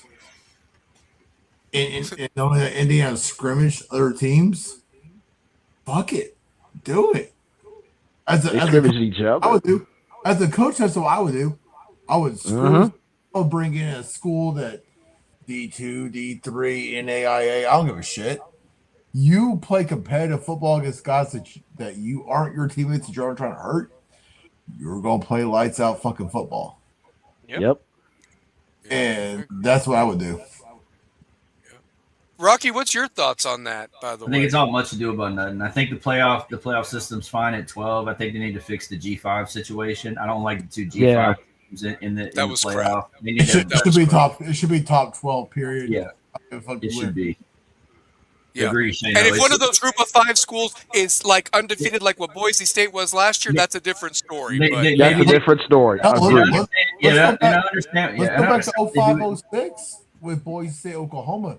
That was probably one of the best bowl games we ever got. And you were like, oh shit, Boise State should have been in BCS consideration. Yep, but I agree with you. If they're undefeated, yeah, you could throw them into the playoff. But G5, nothing against G5. They're trying to make this like the NCAA basketball tournament, and I'm sorry, it's not going to work that way. It doesn't work that way in football. Then you do a play-in. I think you do a play-in. Same weekend as the Armed Forces game, you do a play-in. That's the only game we all watch. We only watch the Army-Navy game. I mean, the G5 teams are in there so they don't get sued. I think you do some type of agreement with the G5 where they have their own thing like the FCS does. And yeah, get agree. Some kind of revenue sharing or something. You work out some kind of deal. where they share some of the money from the because it's not like they can't be on TV. They'll be on TV. And it's a product. I mean, FCS is on. We watch FCF playoff games. Illinois State, Montana State the other night was a great championship. That was a damn good. That was a damn good football game. And you know what I'd argue? Won't be the same. I'd argue that you use the bowl sites for that FCS or not FCS, but the Group of 5 tournament. You know, like that. I think that'd be exciting for a few of those teams to play in a consolation tournament that's played at the bowl site, so that way they can travel and get trophies and keep moving and so forth. Like exactly. That, yeah. What do you guys think about this? Anthony asked, do you agree with Kirk Herbstreit and Nick Saban that this is heading towards a CBA and the NFL is going to get involved? I know we're going to border on portal talk too a little bit now as well, but what's your thoughts on that? So I mean, I think it's heading towards something. It's going to head towards something where this has got to be regulated amongst everybody. I don't like the portal dates right now because not everybody is involved. To me, the portal dates should start after the national championship game. January the 20th, start the portal and let it go to the first week of February. That's the other national signing day. Let it go that full 2 weeks. Everybody's involved. See, with the portal going on, you got 4 teams playing for a national championship.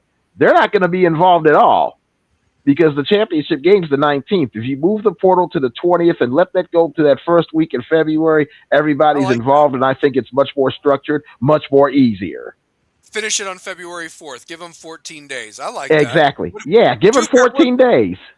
Two-Pair, what do you think about this transfer portal? Because now even in the high school ranks locally here, we've had kids that are transferring from schools, and they started at their new schools yesterday when we went back from Christmas break. I mean, what's going on here, man? Honestly, at this point. I mean, it's the wild west, and you're seeing kids transfer from Clinton to Powell. You're seeing kids get the web. Just kids from West going to Catholic now. Going to Catholic. Like it's just a It's like. Are you seeing that, Rocky, in Louisiana? Are you seeing that in Louisiana? Because this has just been crazy. These last 3 weeks here in Knoxville. I mean, their kids are going to rival schools. Y'all do know that our state legislative has allowed NIL deals for high school players. They are not allowed to represent the school they are at. Okay, so let's take Deshaun Bishop. New contract with Tennessee, #1 SEC running back, leads the way. Had he still been at Carnes, he could not have done anything that said, I'm a Carnes football player. But he could go wherever he wanted to. That's how it works. Because I know a lot of high school coaches, and that's how this NIL deal works in our state.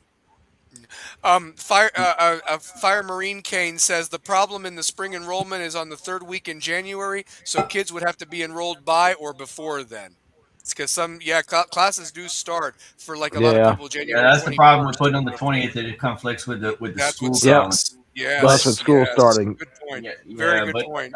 I mean, what Louisiana did is so the history back in Louisiana, there's always been this back and forth going on the private side. That's where it happens. What they did was they took the private and the public and they separated them out. And now you got 4 classes in private, 4 classes in public. And the public school kids in Louisiana don't really. It's different in Louisiana. When you go to St. Aug, or you go to Edna Carr, or you go to Evangel or West Monroe or Kerry, there's some pride that goes with those schools in Louisiana. You know, they don't really transfer. Just like in Louisiana, they grow up. You know, they don't really care about. Lane Kiffin's a splash. I said this before. Louisiana kids don't care who's coaching LSU. It's about the purple and gold. Exactly. That's what it's like in Louisiana. With all the transfers of Knox County kids, so that's the county that we all live in, outside of Catholic or Webb, have y'all noticed that every single player that's left a school? Okay, so we'll take the 2 biggest schools that had the most prominent players over the last 2 years. We'll take Bearden and West. Mm-hmm. What schools have they gone to? Anderson County. Yep. Alcoa. Catholic. Alcoa. Private school Maryville. Catholic can do what the fuck they want to do. Maryville. So, we'll exclude Catholic. So you got Anderson County, Alcoa, Maryville. Catholic can do whoever the fuck they want to. Webb can pick whoever they want to. CAK can too. And Grace. Yep. And Grace. Mm-hmm. And all those schools have done great. But the schools that are picking up the most predominant players from Knox County schools are Anderson County, Maryville, and Alcoa. Yep. Outside the county. Outside the county. Because unless your kid is a freaking stud, he ain't going to Catholic. Yeah, they're not going to talk to you. Yeah, because they ain't going to drop the money to cover your tuition to get you there. CAK is nothing since Jones left there. Webb may change with Corals coming back. And I can only imagine how much they're paying.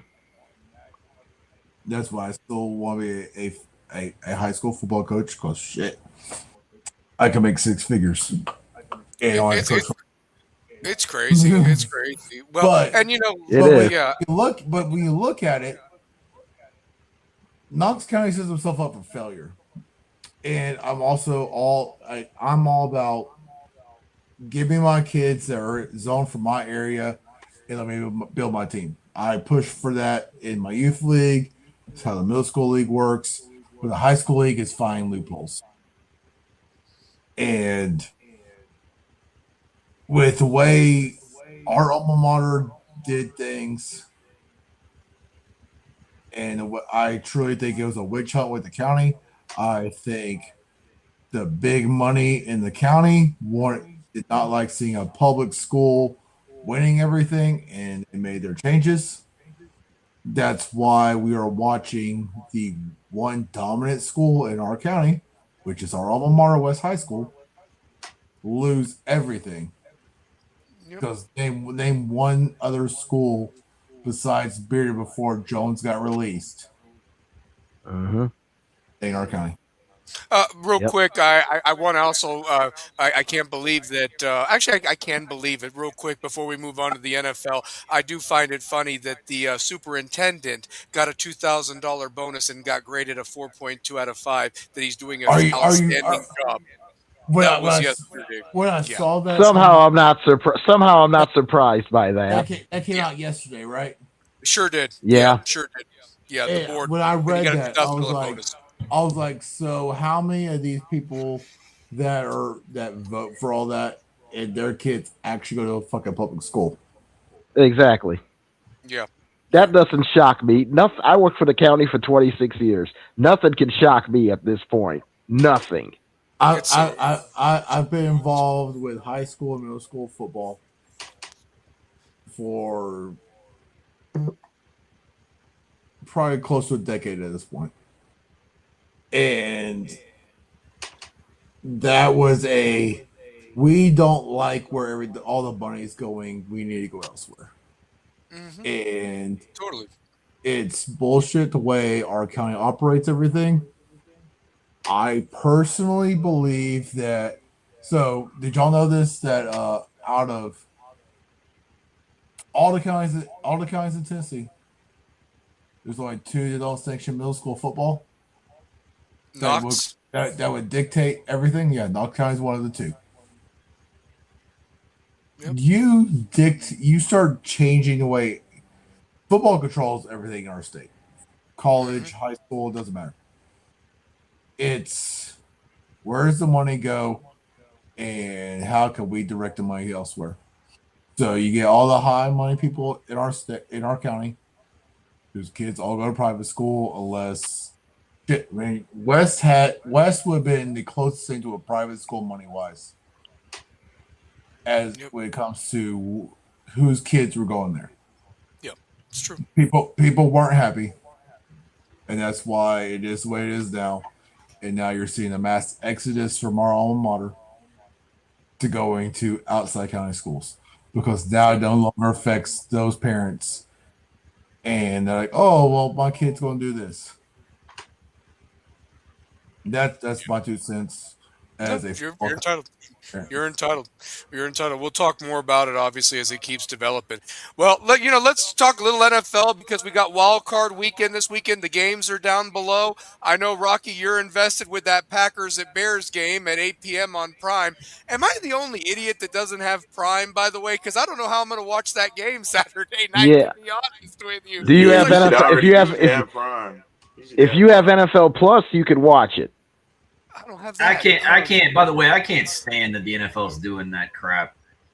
I mean, I miss my Fox. I need my game on ABC. I need my game on NBC. I need my. Well, you got everything else. Fox has got 2 of the games this weekend, so they got 2 of the 3 NFC games. So yeah, I just wanted to see the. Although I would have put the put the Rams and the Packers on. Personally, if it was up to me, I would have put the Rams versus Panthers on Prime and give you on Fox Packers, Bears, and 49ers, Eagles. That's what I would have done. I think all of these games are going to be all these games, with the exception of that first with the Rams and the Panthers, because I still believe if the LA Rams can't beat the Carolina Panthers, the Carolina Panthers made a deal with the devil. At somewhere down the line, they made a deal with the devil to get that spot at 8 and 9. I've never seen a team backdoor their way in the way that they did. They actually lost the game head-to-head, and then because the other divisional game went the way it went, they got in by losing. I've never seen that. You can't make that up, by the way. You can't make that stuff up. But these coaches getting fired, too, pair. We saw it. I mean, Shane, we saw it. Rocky, we knew. It's just amazing that National Bloodletting Day happened. And the best part is that the Titans, Shane, my God, are even looking at the Falcons as well as the damn Stefanski guy. And it's like one man's trash is another man's treasure. Do not hire these 2 guys. What are we talking about here? I want Harbaugh. Titans should have called Harbaugh immediately. Immediately. Got fired? They did. There's 8 teams that called for John Harbaugh's service. I heard the Dolphins did too, but go ahead. You hire Harbaugh. You hire him immediately. There's no interview. Fuck it. You hire him right now. Well, Shane, there's just one problem. There's just one problem. Yeah, they've got to file. Yeah, that's the problem. The New York Giants. Yeah, exactly. If New York doesn't hire Harbaugh, I'll skip down. I think Atlanta will. I think Atlanta will if the Giants do. I think he'll end up in the NFC because I think he doesn't want to coach against his brother anymore in the AFC. The Giants are appealing. Atlanta's really appealing. Tennessee's got a lot of work to do, but I have a candidate for the Tennessee job that I think will be perfect. I think he would bridge things. He's seen enough on television. He's a TV guy now, but he coached and he played. Jason Garrett. He gives an interview tomorrow. No. Yeah. No. I listen. Follow me. Okay. Follow me closely. He was successful in Dallas. He had to put up with Jerry Jones. There's no Jerry Jones in Nashville. Yeah, that's true. That is. There's no Jerry Jones in Nashville. He would have a little bit more of a free reign. And he's also a good teacher. I don't trust Amy. I don't trust She's not making the hire. She's not making the hire. The GM is. She's staying out of it. But okay, let me go back to Harbaugh. She's staying out of the hire. Two Bears the one with the problem. He's got the most inept franchise in the league down there in Miami. Let me go back to Harbaugh real quick. Who could Harbaugh pull back to Tennessee? Oh, Derrick Henry. You give me. He won't go back. You give me Cam Ward and Derrick Henry. I will feel my dick move. But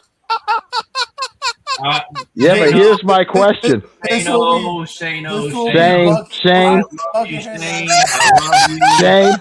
Shane, here's my question. And I got one good question for you. Who's going to block? Yeah. They don't have an offensive line.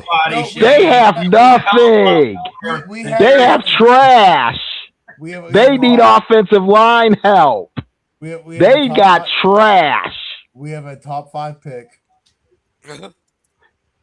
Trade it for multiple and get multiple linemen. You better hire. You Yeah, better exactly. hire. We You have better a hire top the 5 best pick. GM. You trade it. You give me a couple of linemen to either cover my left side, and I'm running that left side like Derrick Henry did all the time back here.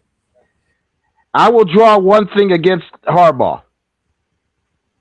He could get you a lead, but can he keep you a lead? This is the same guy, too, that didn't play Derrick Henry in 3 fourth quarters this year in games they lost. Had they won those 3 games, he still has a job in Baltimore because they would have won the division. It wouldn't have came down to a kick. So, okay. Here's my next He question. benched Derrick. The Patriot game was the death nail. You're up 10 with 10 minutes to go. Derrick Henry just scored a touchdown to put you up 10, and he doesn't play him the rest of the game. Here's my next question then. In a game where Lamar wasn't even in the game, Derrick Henry does not play the last 10 minutes. Here's my next question then. And he had 125 yards rushing. Which coach deserved to be fired more?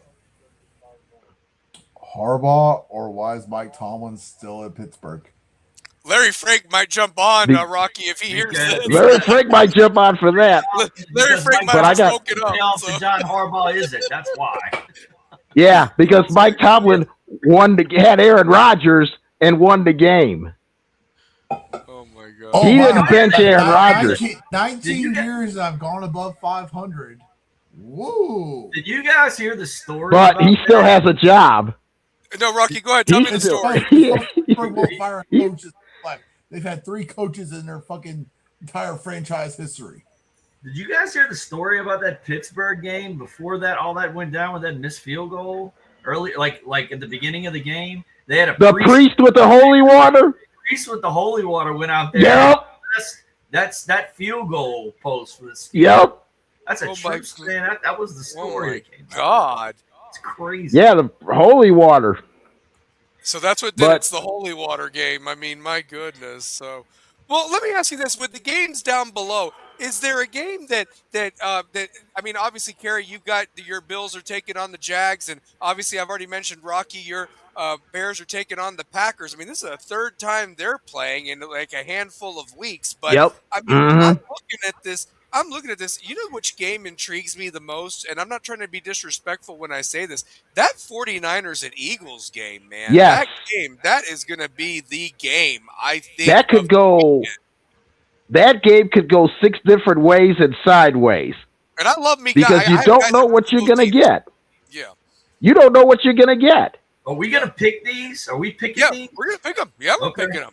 Yeah, we're picking them. Yeah, as a matter of fact, I mean, we can do that real quick. Hold on 1 second. I'll throw a prediction up there right now. The other game that intrigues me is the Monday night game with Houston and Pittsburgh.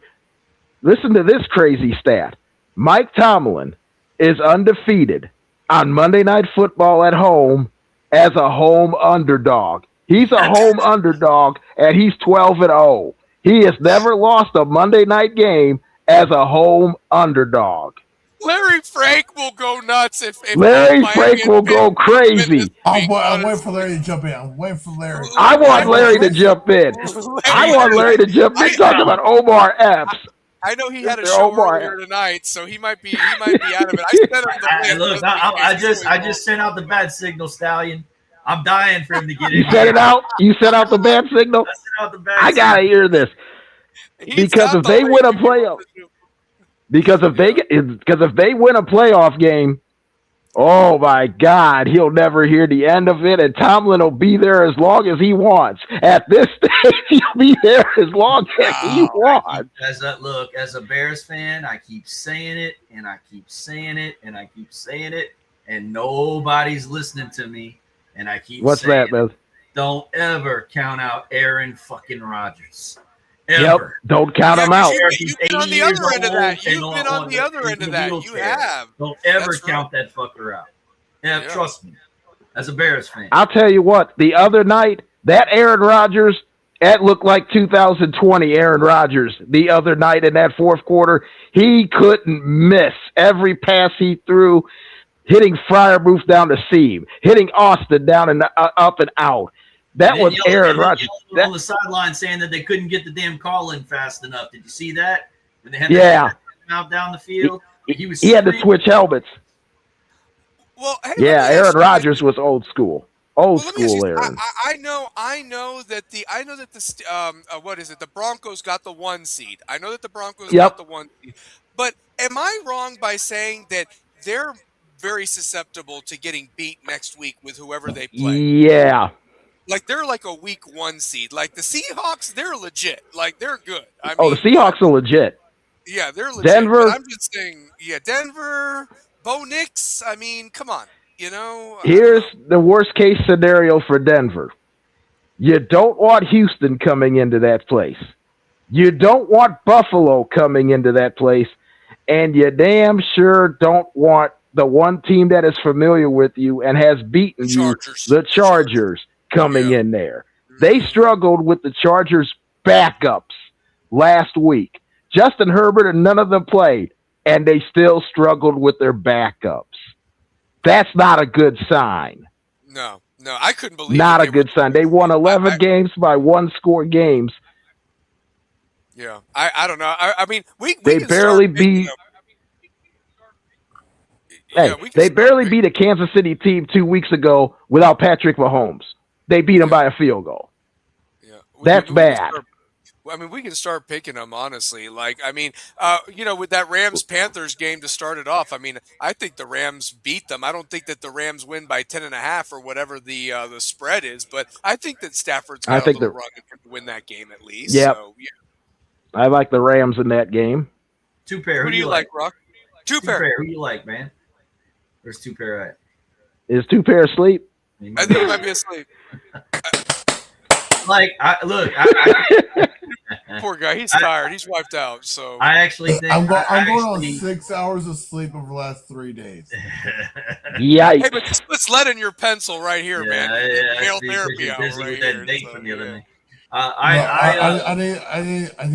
I need another trip to Buckethead. I think I might join you. Buddy. You need about 2 or 3 trips to Buckethead, man. I actually think big game. I disagree with you. I think this is the most intriguing game of them all. Is Panthers versus Rams. The Panthers just beat them a couple of weeks back. That is true. That is they got to go that back is very true. Prime, where the Rams didn't fare so well. I'm taking the Panthers in an upset. Hey, here's another stat. 4 times 8-9 team has hosted a division winner. The 8-9 team has won 3 of the 4 games. That's highly possible. Going back to that stadium where they just got beat surprisingly. I think the Panthers do it again. Well, and that wouldn't shock me at all. I mean, that is the West Coast going to the East Coast. You're right. That's true. Yeah. That's not. San Francisco's got to do it with Philadelphia too. 3,000-mile trip. I think it's also going to be rain in the forecast because the Southeast is just going to be drenched all weekend or whatever. That's right. That'll make it even worse for the Rams. Yep. They said that all these games are outdoors, which really could make things fluky. This is like the first time that there's not a home team with a dome like hosting or whatever like that. So yeah, there's no dome. Everything's outdoors. Yeah. That wouldn't shock me at all if the Panthers won. Wouldn't shock me. Shane, who do you got? The Panthers or the Rams in that one? So Rams, just with their playoff experience, I go Rams. All right, so Rocky, you're all alone with the Panthers, so I got that down. Okay, so let's go to Packers at Bears. Okay. Shane, who do you got in that one? And then I'll go to Rocky, then Kerry, then I'll come back to me. So Gotcha. This time last year, let's go 2 years ago, I guess. I was anti Caleb Williams. Caleb Williams is shown me a shit ton. He's amazing. He's terrific. Player, give me the Bears. He has gone beyond what we thought he was at USC. He was what we thought Nico, or Nico's what we thought he was. He has proved who he is in the NFL. He had the wrong people around him. He is proven that he is an NFL quarterback, and that's why I go Bears. Yeah. Go ahead, Rock. It's proof positive that coaching still matters. I'll help you out, Shane. I'll give you 2 words: Ben Johnson. Yeah, that's coach of the year right there. That's my coach of the year. That's my coach of the year. Will have to be coach of the year for what they've done with those 2 teams. I mean, unbelievable. So I said on this show, I believe, or might have been Stallion Speaks. I said on one of the shows that I didn't see the Bears making a lot of noise in the playoffs because I saw the Packers run all over them, and the rushing defense was horrible. We had to win on a miracle onside kick, which we got. I then watched Christian McCaffrey run all over him. And, that was a back and forth shootout where Caleb Williams, we almost pulled that one out, but the clock struck midnight on Cinderella. So that's 2 games. And I was like, okay, the Bears probably won't make a lot of noise in the playoffs. Then the Lions game happened. Divisional game where Ben Johnson wanted his team to come in there and say, okay, guys, we just lost 2 in a row. We got a divisional opponent coming in. This is my old coach.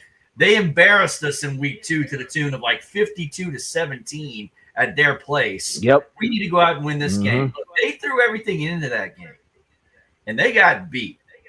Ben Johnson, after that game, was pissed. The word was back in the locker room after that game, he went on a rant. And you could tell in the press conference, which I watched, he was not happy. Yeah, he was hot, man. And look, he's got that team right now saying refocused. A lot of people were pissed off after that Lions game. There was a report today where they came out and they looked at the film. They're like, in that Lions game, there was like in the first quarter and a half, there were like 9 mistakes by the offense, like middle errors on plays. You can bet your ass Ben Johnson has reprimanded some folks, and they're going to be coming out at home ready to play part 3 against a Packers team that's kind of not limping in, but has got some key injuries in places. No, say it. They're limping in. I mean, they're limping in there a little bit. They're going to be – the Bears are going to be ready to go. They're going to take that game at Soldier Field on Saturday. Yeah. Can you all imagine what the lines would have been if Ben Johnson had stayed there and not taking the Bears job? Oh, my God. I mean, look at the difference. Yeah, they'd have been last year and then lose in the first round again.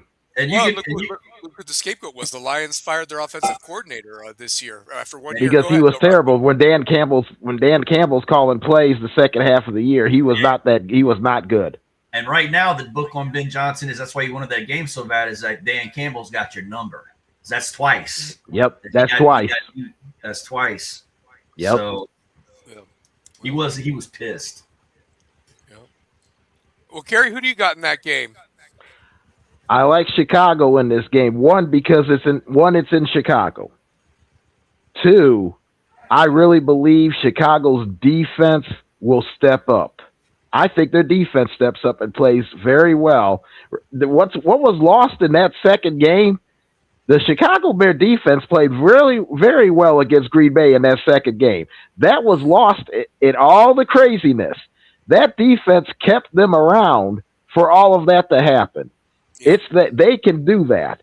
I think they can do that again with Green Bay, and I think Chicago will win a close one. It will not require overtime like the last one. I think Chicago wins in regulation. It's a fairly low-scored game, just like the game they had before. I think it's going to be that. D-line needs a kick in the ass. And I think during this week, you said Ben Johnson was holding some people accountable. I guarantee you that defensive line and that offensive line got held accountable big time.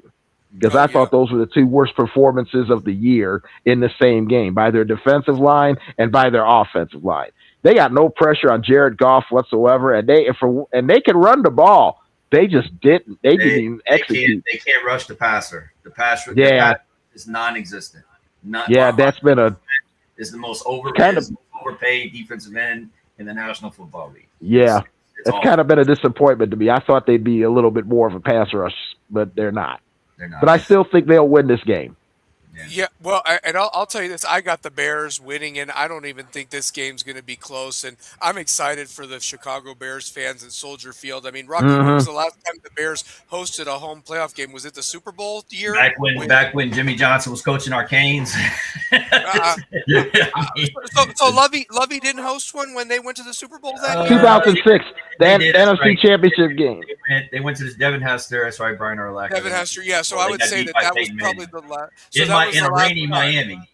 Yeah, in rainy Miami. But that was probably the last time the Bears hosted a playoff game. Rex Grossman. Yeah. Rex Grossman was your quarterback for the Bears. Well, I've got the Bears. I've got the Bears in that one and so forth. And then the final, then going into Sunday's game, I mean, Bills at Jaguars. I mean, listen, I'm going to tell you this. The Jaguars, I think, have been a nice little story, but this is the time when the Bills seem to really come together in the playoffs. And here's the thing: there's no Ravens in their way, and there's no Chiefs in their way. And they were my pick to win the Super Bowl this year, so I've got to roll with them. And I think that the Bills win by 10 against the Jaguars on Sunday. Could be wrong. Josh Allen this year has beaten Mahomes, Burrow, Lamar. Let's see who else. Baker Mayfield. He's beaten the best quarterbacks this year. Trevor Lawrence will be a next one up on the notch. For as much as Jacksonville's schedule, as they've looked pretty good.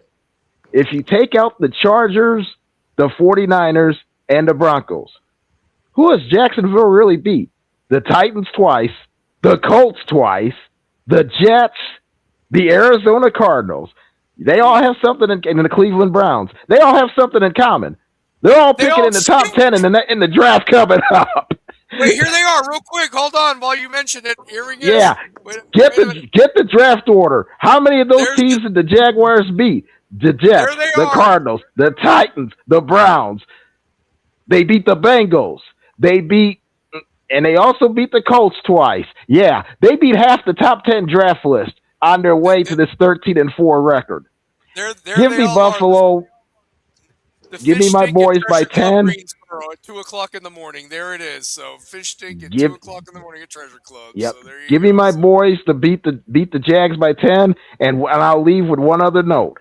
You can't spell Duval without an L. Without an L. I like it. Who do you got? Can't spell Duval without an L. Who you got in that one? Jags or the Bills? Going over to me.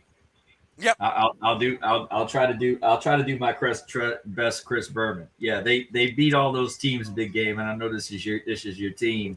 But tell you who they couldn't beat was Drake May. They couldn't beat May. Well, they did beat him once. Well, they couldn't beat him. They couldn't beat him at home. But I'll actually, did they beat him in New England? Oh, is that what it was? They won on the road. Yeah, they won on the road. Yeah. So they won on the road. Coming to Jacksonville on the road. Josh Allen, all-pro quarterback, second in their division, down by their fans because they didn't win that division, which I think they should have. Because I can't stand the Patriots. But let me tell you something, big game. Nobody, and I mean nobody, circles the wagons like the Buffalo Bills. That's right. There we go. And they're going to go down to Jacksonville, take care of Trevor Lawrence and company, and win a road game and win a road. Bye, sunshine. Hey. And let me tell you this: they start the Denver Sweat Fest by winning because Denver has no idea who they're playing. Denver will most likely find out by Monday or by Sunday night who they're playing. And we'll get to the Sunday night game in a second because I don't think the upsets stop there. I think we're going further. Let's get to the next game. The Eagles and 49ers, which I think is going to be a bloodbath. I think it's going to be a bloodbath. Well, Shane, who you got, Bills or Jags? Who you got, Bills or Jags in that one? Give me the Bills. The Bills deserve it. I like Josh Allen. I don't think Trevor Lawrence can lead Jacksonville to a playoff win. it's Bills all day, and I was high on the Bills at the beginning of the season. I told y'all what we start making predictions at the beginning of the season that it's going to be the Bills. I think I was thinking solely on Bills with the AFC. Yeah. So give me Bills. I also think another key to the game is the NFL rushing champion, James Cook. Yeah. He's real. I like him. He's going to get he gets 20 to 25 touches. Buffalo wins this game because I don't think he has. I think he's got more heart than his brother ever did, to be honest with you. And I'm not. I think he's a better player than his brother. He's a better player than his brother. The Bills are a good team. They've had a good year, but the Bills are gonna pull it out. Josh Allen. Yeah, Jacksonville said it. Yep. Keon Coleman. Dare I say it? I'm 2 pairs of sleep with Keon Coleman. He's out. He's out. All right, well let's go to that other game then. The 4 o'clock game? 4:30 game. 49ers Eagles 4:30 game on Fox. 49ers and Eagles. I got friends that are 49ers fans. Shout out to Brad Holloway and Corey Davison. I got Eagles fans like my boy Michael Lynn. I mean, listen, I've got to go with the champs until somebody beats the champs, but I like me McCaffrey. I do. This is a tough one. I hate that they're going against each other first round, but I'm going to go with the Eagles because they just that defense. I like their defense, and I think the 49ers are still kind of not healthy, and I think that the Eagles win. What do you think, Kerry? I think, I'm going to agree with you. I think San Fran's health is going to – this is where – their season, I think, ends for them. Their health. They've managed to get away with the health so far, and now Purdy was on the injury report because Seattle beat the crap out of him Saturday night. And now you got to come back and go to Philadelphia. And remember, the last time he played in Philadelphia was the 2022 NFC Championship game where he didn't even make it out of the first quarter because he got hurt by the Philadelphia defense.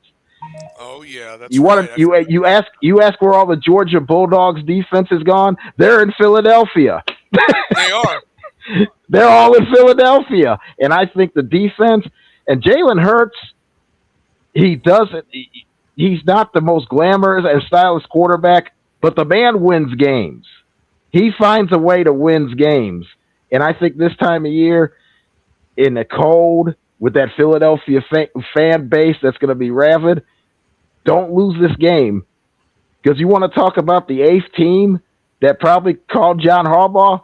Where did he get his start? In Philadelphia. If they lose that game Sunday, boy, I wouldn't want to be a Philadelphia talk show host come Monday. Because Rocky, you think Miami fans are bad when the Hurricanes are? Listen to Eagle fans after a loss. Ooh, they are, oh boy. But I think Philadelphia wins this game. I really do. They're the better team, and I think they'll show that they're the better team. What do you think, Rock? Yeah, Philly wins this game. San Francisco is a mash unit. They got bodies laying out everywhere. Jalen Hurts have been playing possum. 49ers talk about a team limping in. The 49ers are coming in on stretcher into this game. Yeah. There's no way. I mean, hell, they could only muster 3 damn points in the most important game that they could have had. They could have had a home field advantage through the whole playoffs. And the Super Bowl was in their backyard. That's credit to Seattle. Seattle's just that damn. That defense is just – and I love the comment that one of their defenders made this week. Somebody wanted to try to compare them to the Legion of Boom. He said, no. We're not them. He said, we're not them. He said, they're Super Bowl champions. We haven't won anything yet. Besides, we want our own nickname. If we win the championship, we want our own nickname. The Legion of Boom, they went to 2 Super Bowls, beat up Peyton Manning in one of them. To win that one they won, they beat the hell out of Peyton Manning. Yeah, they said they want their own legacy. It's no disrespect to them. They're Super Bowl champions. We haven't won anything yet. And I love that attitude about them. I love that attitude about that whole team. And I'm just happy for Sam Darnold because Sam Darnold deserves a lot of credit for everything that man has gone through to get to where he's at. You think Minnesota wishes they'd have kept him? After the year they've had with the quarterback troubles they had, you think that deal that Seattle gave him, Minnesota couldn't have gave him a 3-year, $105 million deal? And J.J. McCarthy, I don't know what his future is going to be because the man gets hurt every 2 games. His arm was dangling like a macaroni noodle or what have you, honestly. Yep. Shane, who do you got in that one, by the way? Niners or Eagles in this game? It's a good game. I'm going to be glued to it. My favorite player is a 49er. McCaffrey? No. The dog himself, Jawan Jennings. Oh, Jawan Jennings. That's right. And he's had a tremendous year. He's had a tremendous year, man. He's had a tremendous career with the 49ers. Yep. But my backup team ever since my first deployment to Iraq has been the Eagles. Mm-hmm. Because I was so anti-Patriots back in the Donovan and T.O. days. Yep. The 2004 one. Yep. So this game is hard for me. I want to see Jawan get the ring. I hear you. But the Eagles are your defending champ. And is go Eagles go. Yeah. Right. I think their offense looks good. I think their offense will get it together when it counts, and that defense will. They've got the experience when it comes to it. I love to see Jawan get a ring. I love Christian McCaffrey as a running back. I just love the way he runs the ball. It's things I teach my own kid how to run the ball when he's there. Have the dog mentality like Jawan does, but the Eagles, with their defense, their offense, the way Jalen does his thing out there, it's Eagles take it. Give me Eagles by 10. I like it. All right, It's what about amazing Oh, good. It's amazing that sorry about that. In a year that a lot of the Niners are hurt, Christian McCaffrey is the healthy one. Who saw that coming? Who saw that coming? Been hurt I thought he was going to retire at this point. Yeah, I agree. Well, let's go to that Chargers-Patriots game.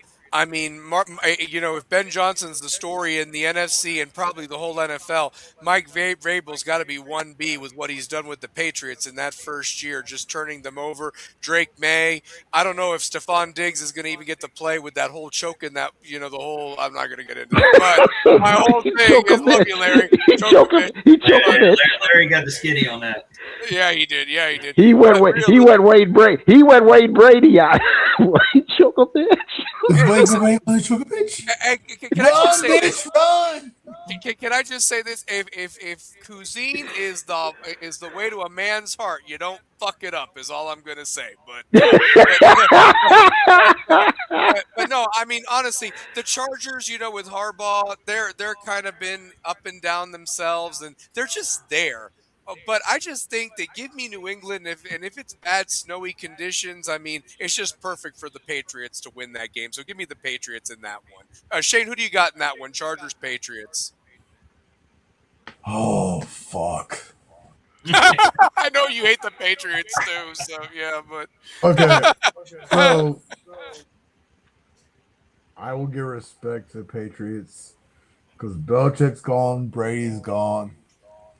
And they figured out, and I love Mike Vrabel as a coach. Tennessee screwed the fuck up when they fired.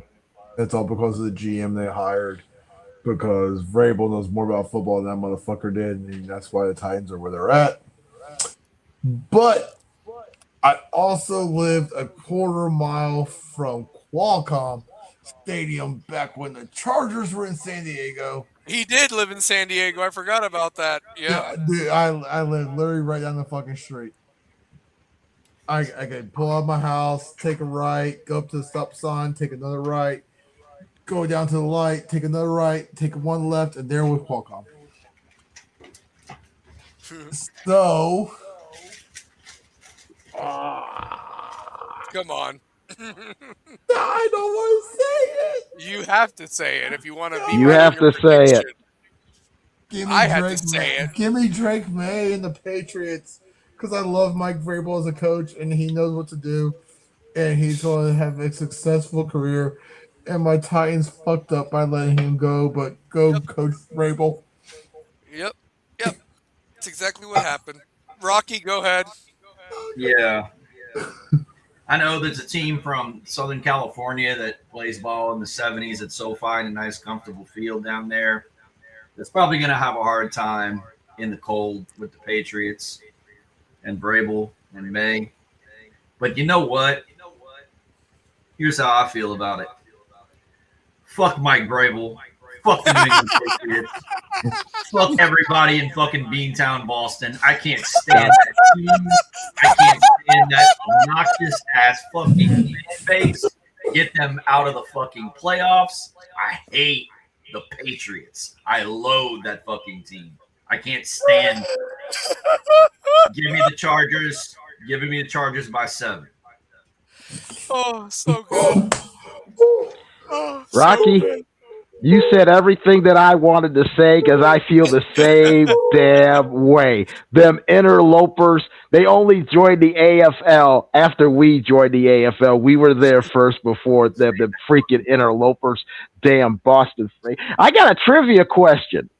All right. Name the Patriot coach other than Belichick and Brady who's won a playoff game in the recent history.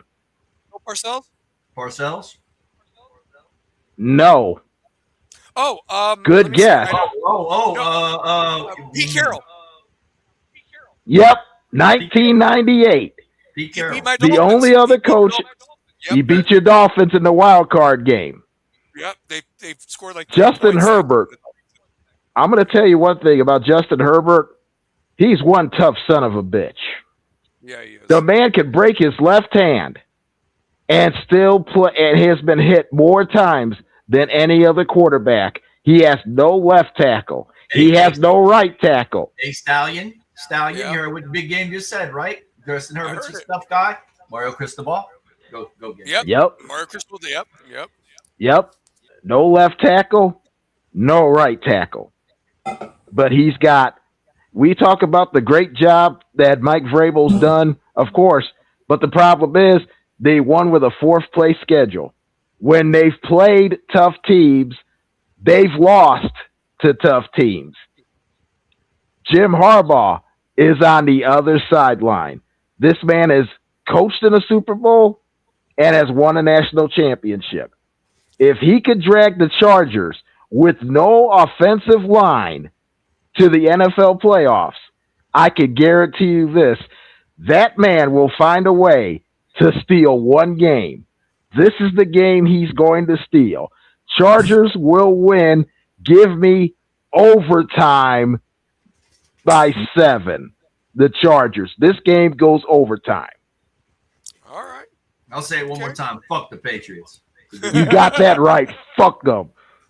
Kick them in the damn ass. I will say I'm the biggest Patriots hater ever. Ever since fucking Snowgate against the Raiders. I'm not a Raiders fan, but that game was bullshit. That was of course. That was what? The Tuck game? The Tuck game. The Tuck rule in the snow. I've hated the Patriots ever since. I like Vrabel because I wish he was still with the Titans. Listen, you can blame me, by the way, because here's the thing. I still had never gotten over the McNair, stretching the arm out, falling short of the goal line, and I absolutely Jeff loathe Fisher. the Rams and everything that was Kevin Dyson. Kevin Dyson. Oh, it was Kevin Dyson. Kevin Dyson. So McNair threw it to Kevin Dyson. That's right. Well, anyway. Yeah, Kevin Dyson. My point is, that I couldn't... You want to know how fucked up this part is on that one? Yeah. My mother, God rest her soul, she would turn 64 on the 5th. That's right. We had tickets to Atlanta for the Titans versus Rams. Oh, wow. But the blizzard came through. Yep, the blizzard came through. All the mm-hmm. I remember that. Yes, I remember that. I freaking cried.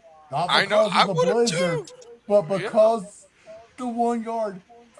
Oh, And that's why I hated the Rams. So I actually rooted for Brady and the Patriots that one year because I said, fuck the Rams. But it was the biggest mistake because I didn't think that they would keep winning and doing whatever they were doing and being there. I thought it was a flash in the pan type of thing. I never liked Brady or Belichick. And the following year, I rooted for the Rams just because, like, hey, if you beat my team, yeah, I couldn't do it. I support you because that year with the Titans. I got a whole story behind those Brady Belichick years. I've got a whole backstory to that. I hate the Patriots. Belichick. I hate Tom Brady. I hate Bill Belichick. I hope Bill Belichick's girlfriend is getting dicked down by all. And she is. Oh, she is. Oh, that's Caleb. Oh, Caleb Wilson. Team. That's Caleb Wilson's best friend right there at North Carolina. So what you talking about? Rocky, you want to talk about your hatred for the Patriots? My hatred goes back to Steve Grogan, Sam Cunningham, Stanley Morgan went to UT, and I hate that man being a Patriot. Drew Bledsoe. The snowplow game. Damn, get it. Only people in the world can get a convict to plow a bit of snow and kick a field goal. God, I hate the freaking Patriots. You must enjoy the '85 Super Bowl then in the New Orleans Superdome whenever my '85. When the '85 Super Bowl came, I wanted the Bears to score 100. That's how much, and it wouldn't have been enough. I hate the Patriots. Unfortunately, you didn't give it to them enough. But anyways. And that's still that's the only thing that still disappoints me out of that Super Bowl is the fact that he didn't get to score a touchdown. That disappointed the hell out of me. You know what's funny is I've got a shirt back. There's a picture somewhere. The guy asked my cousin for it. My childhood home. I'm rocking an '85 Bears T-shirt back in like '86. See, that's awesome. I've got an exclusive here. If we get to the Super Bowl, I'll come on to the tune of the Super Bowl Shuffle.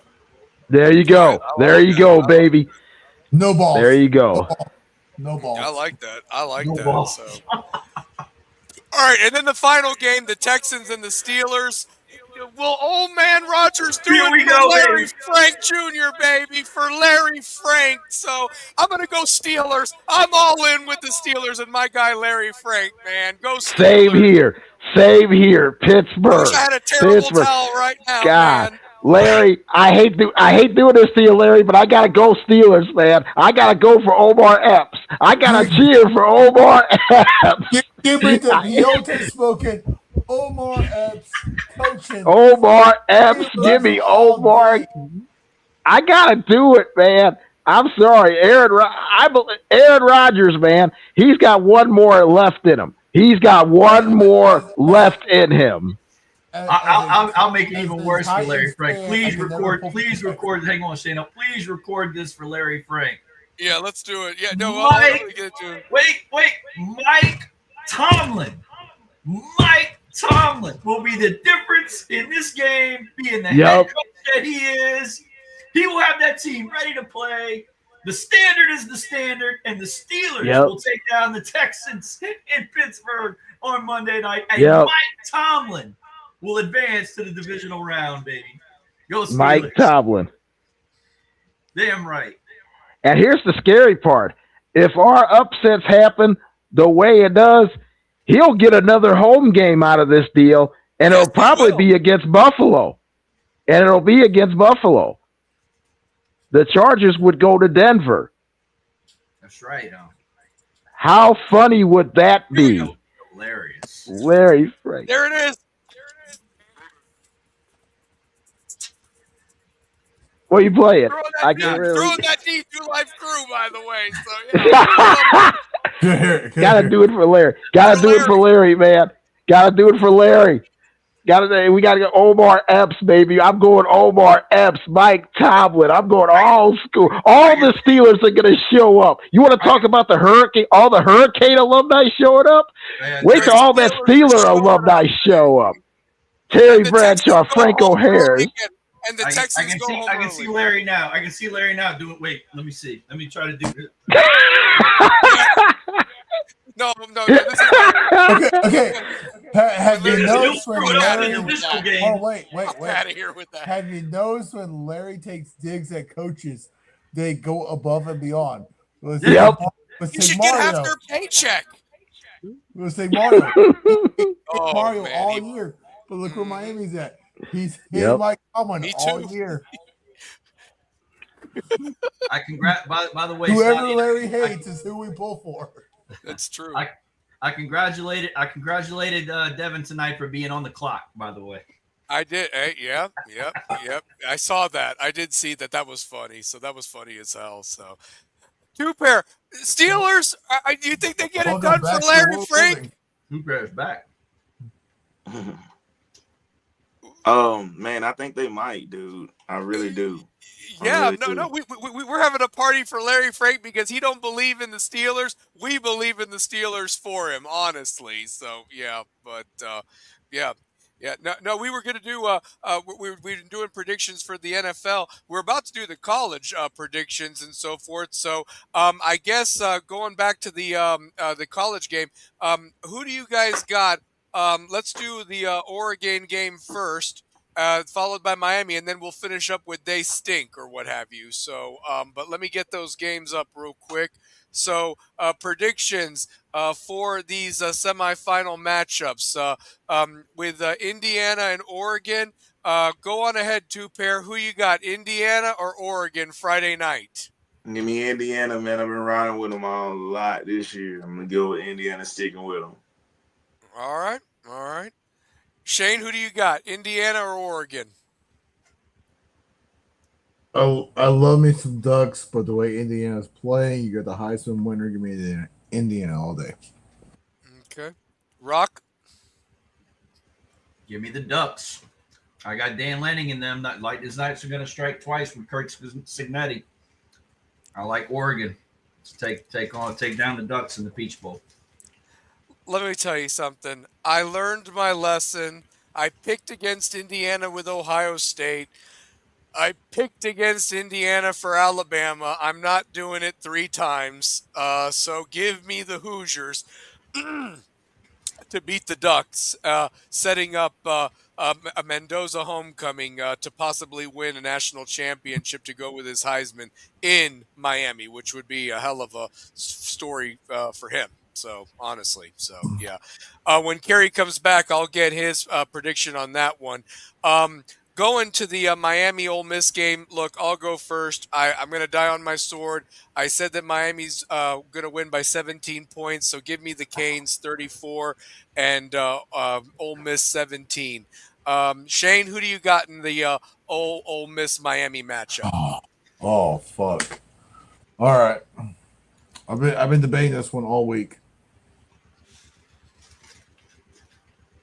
I love the way Miami's playing, but I feel like the football gods are shining down on Ole Miss. Give me Ole Miss in overtime by 2.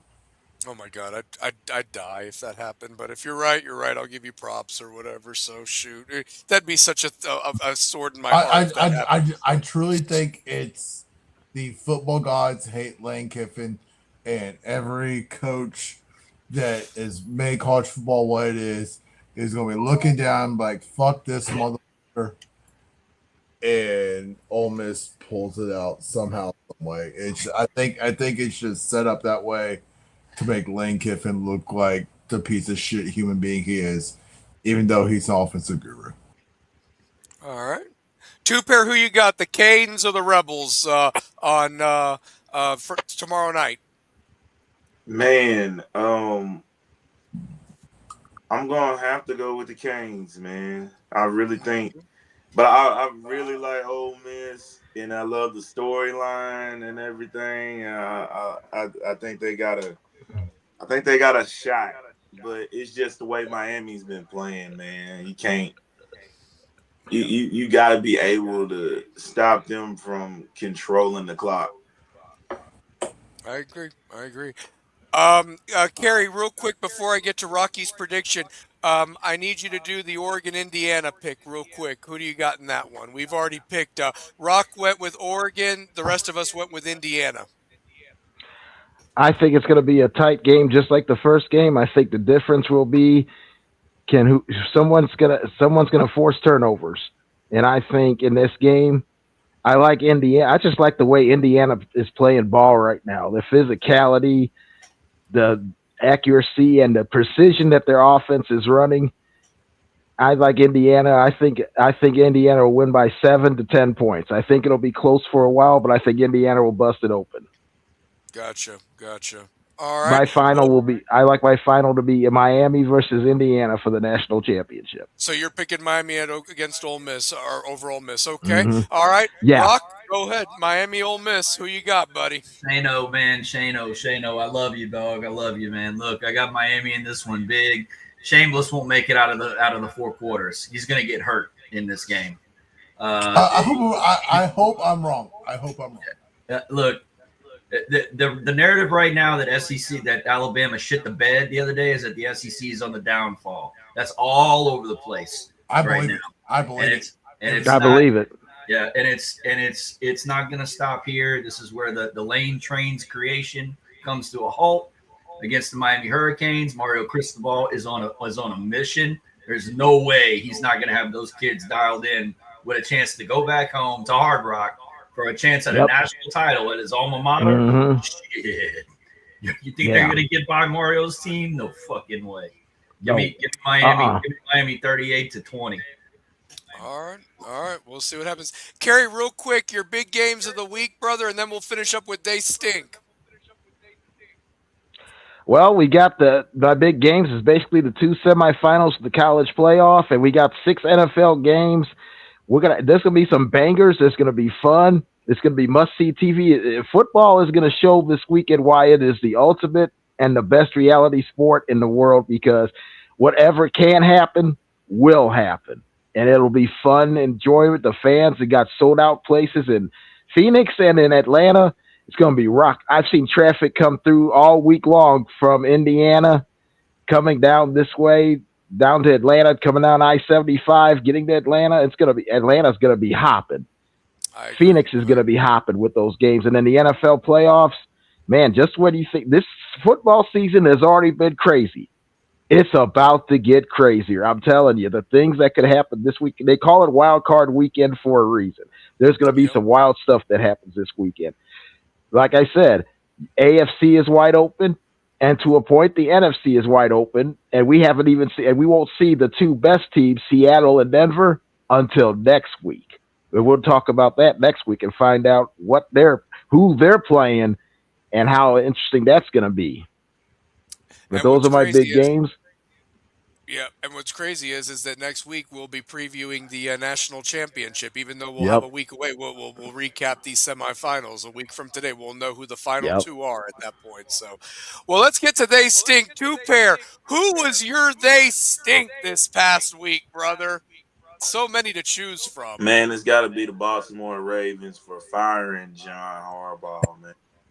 Like, I ain't gonna lie to you, man. Like, seeing a rookie kicker miss the kick for them to not go to the playoffs, I felt like the writing was on the wall. But when you hear about him not letting Todd Monken go, and I don't blame him, it's just you don't make that decision as a franchise to get rid of a guy that's been there 18 years and was a staple of your franchise. Baltimore, man, you stink for that. I love it. Shane, who do you got? Who's your stinkeroo this week? My stinkeroo is the University of Alabama. That a boy. Mm-hmm. Fucking school. I hate that fucking team. You got American History X curb stomped on national TV. Oh God! Open your mouth and bite the corner, bitch. Oh. Oh my gosh! Like man. Cool. But God, you suck. If I'm Caleb DeBoer, I'm finding a way out of Tuscaloosa as fast as possible. Did you guys see Paul Feinbaum after that? He didn't even want to answer. He didn't even want to answer questions about it. He was so broken up, man. For a guy who's a UT alum, he's the worst UT alum. He's the worst UT alum. I don't even tell me about it. Yeah, that dude's a piece of shit, Shano. He's a piece of shit. He's a dick with the ears with the taxi cab open, and and then his show the next day. I've never heard so much whine. I actually tuned in to hear that whine, and honestly, he didn't want to. Oh my god! At first, he didn't. He didn't want to even talk about it. At first, he didn't. No. Oh my god! Crazy. Alabama is, like, oh, Alabama deserves to be in the fucking playoffs, and then you got fucking curb stomped. Like, it's just no. Yep. You fuck. It's not you stink. You fucking suck. Yep, they're a little flea that they flick now, so they're gone. So, yep. Rocky, who you got? Who was your stinkeroo this past week? Yeah, Ohio State, because they're a bunch of frauds, and we proved it. Yep, they're fucking frauds. And Ryan Day just got sunk up by Mario twice. Ryan Day, the coach that sponsors Just for Me. But wait, Ryan Day. Oh well, I'm gonna take over play calls, and we're gonna put pedal to the metal. Yeah, you sure did, bud. Fucking suck. He wasn't even gracious after the win either. I mean, he wasn't. And then you had that one Ohio State guy. And then Curry's dumbass. Oh, we played that game 9 out of 10 times. 9 out of 10 times, and he wasn't. Guess what? Not the one that counted. And he was a fucking non-factor in that game, so he was a no-show. Didn't hear his name called once. Not once. So, yep. Kerry, who was your stinkeroo this week? We're going to stay in the state of Ohio, and we're going to go 2 hours south of Columbus. We're going right to Cincinnati and to the fucking Bungles. The Cincinnati Bungles. Let me tell you about these. We've talked about this clown show all year.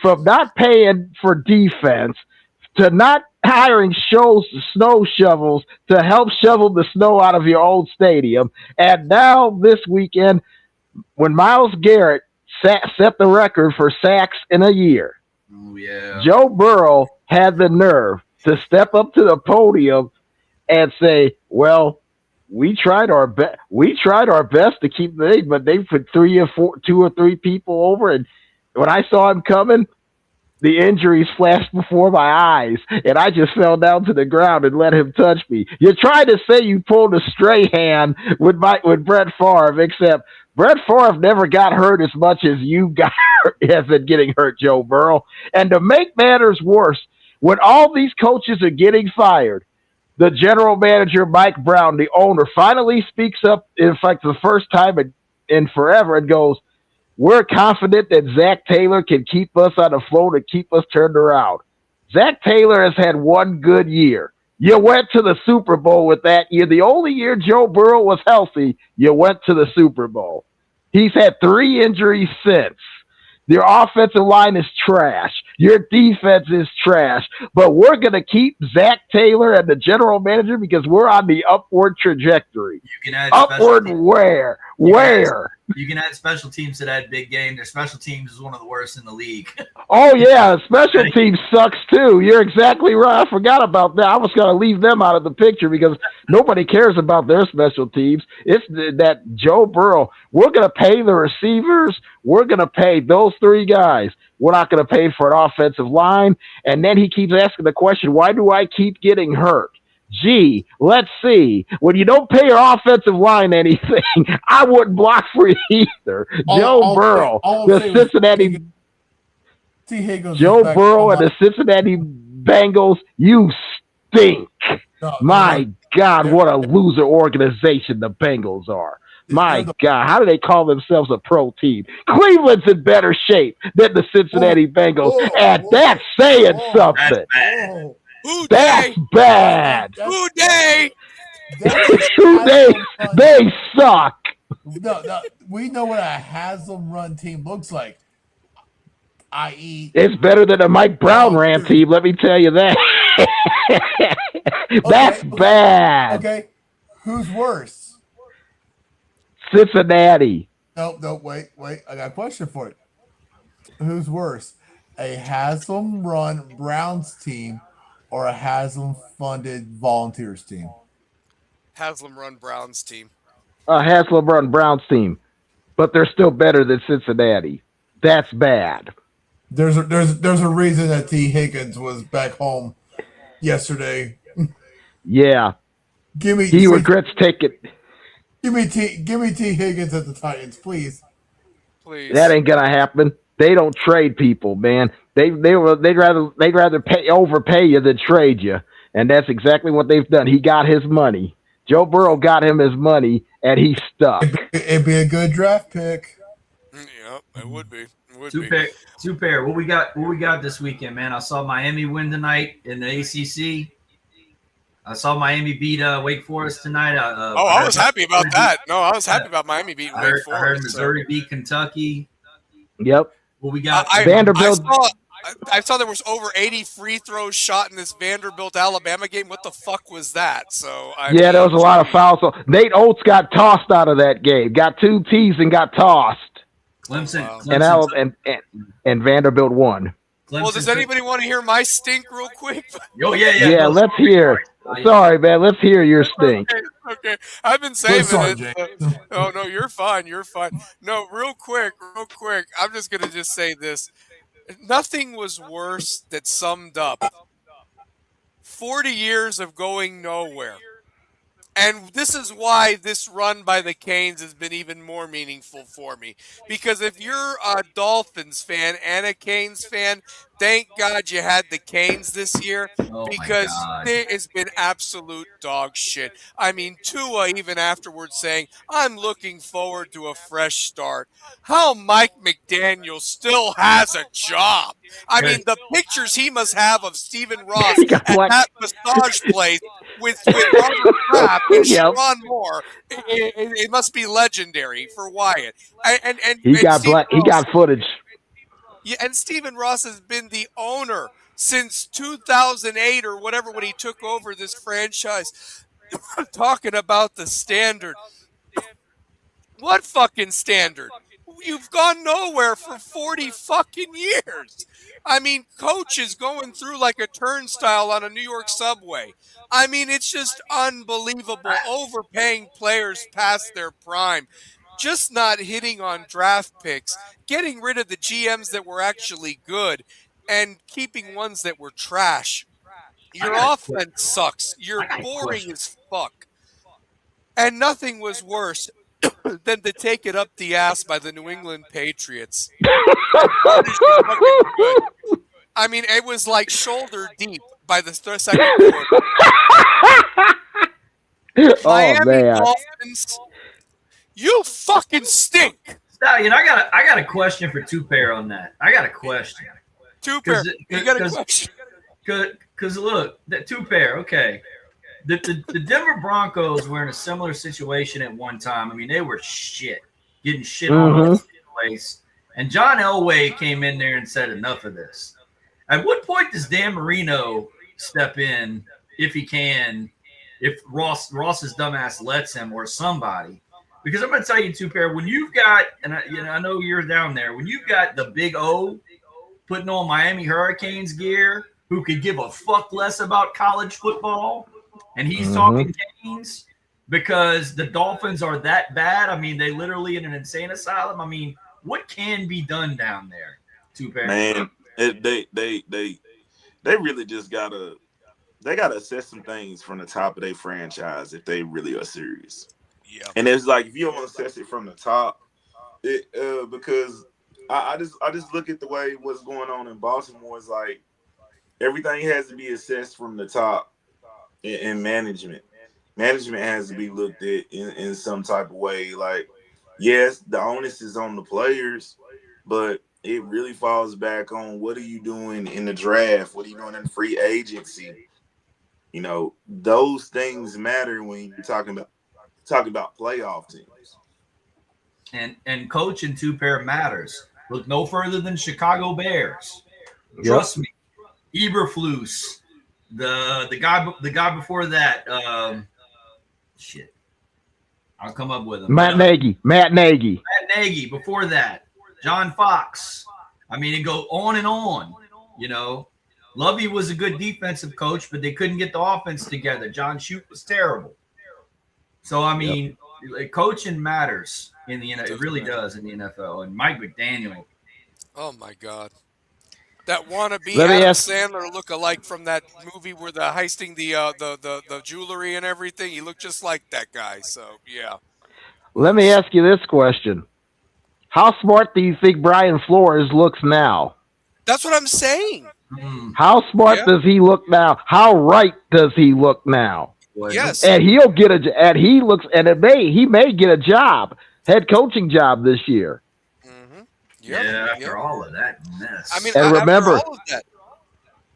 Here's another way Miami screwed up too. When he was the coach, he wanted Justin Herbert. He did. Everybody else wanted Tua. He was outvoted. Who was coming off of a hip injury where his hip was completely and a concussion. Unbelievable. Justin Herbert would have been. They haven't won a playoff game since 2000. It's just like the luck of 2000 of putting so much into the Drew Brees failed physical and going with Dante Culpepper. Just buffoonery. Just absolute dog shit. They stink. They fucking stink. They stink of high order. And now they asked Troy Aikman to come in and help them with the general manager search. To me, if I'm Troy Aikman, I take the general manager job, and then I start firing people and bring Jimmy Johnson I was back. About to say that. I go down to coach. Hey, Jimmy, what you doing? Get Jimmy Johnson. You can do it from your house. Exactly. Technology nowadays. Yep. Exactly. It's true. Exactly. Well, guys, this was an unbelievable show as always. A lot to talk about, and we'll have more to talk about next week. Enjoy these playoffs. Just keep taking care of each other. I hope the New Year's treating everybody good so far and continues to bless all of us and our families. I know tomorrow night I'm going to be with my parents again. That's going to be special. That New Year's Eve was special watching us beat Ohio State, and I'm hoping that this is some kind of a run that I can watch this with my parents with all the health issues that they've got. And this might be the time that it is for Miami for me. This was my one wish, and it might come true. So we'll see what happens tomorrow night. So yeah, for sure. That's all I got. Two pair, Shane, Rocky, big game in whatever order to close us out, and we'll get out of here. So yep. I'll go first. So those who don't know, yesterday was the anniversary of the day that God gave me a second chance at life. 14 years ago, I was ran by 18-wheeler. I went into a coma. I had 5 blood transfusions. My body rejected the blood for 4 of them. I've had some good days, bad days, toughest days of my life. As you know, James, BT, Kerry, y'all know, especially everything I've gone through. Yesterday, I realized that if I go back to that day in 2012 and I go to today, every one of those days was a blessing because I'm still here. Yep. I raised 3 amazing kids. I have some of the greatest friends I could have asked for. James, BT, I've known y'all for 20 to 30 plus years. Kerry, me and you've become close over the last year on the show. It's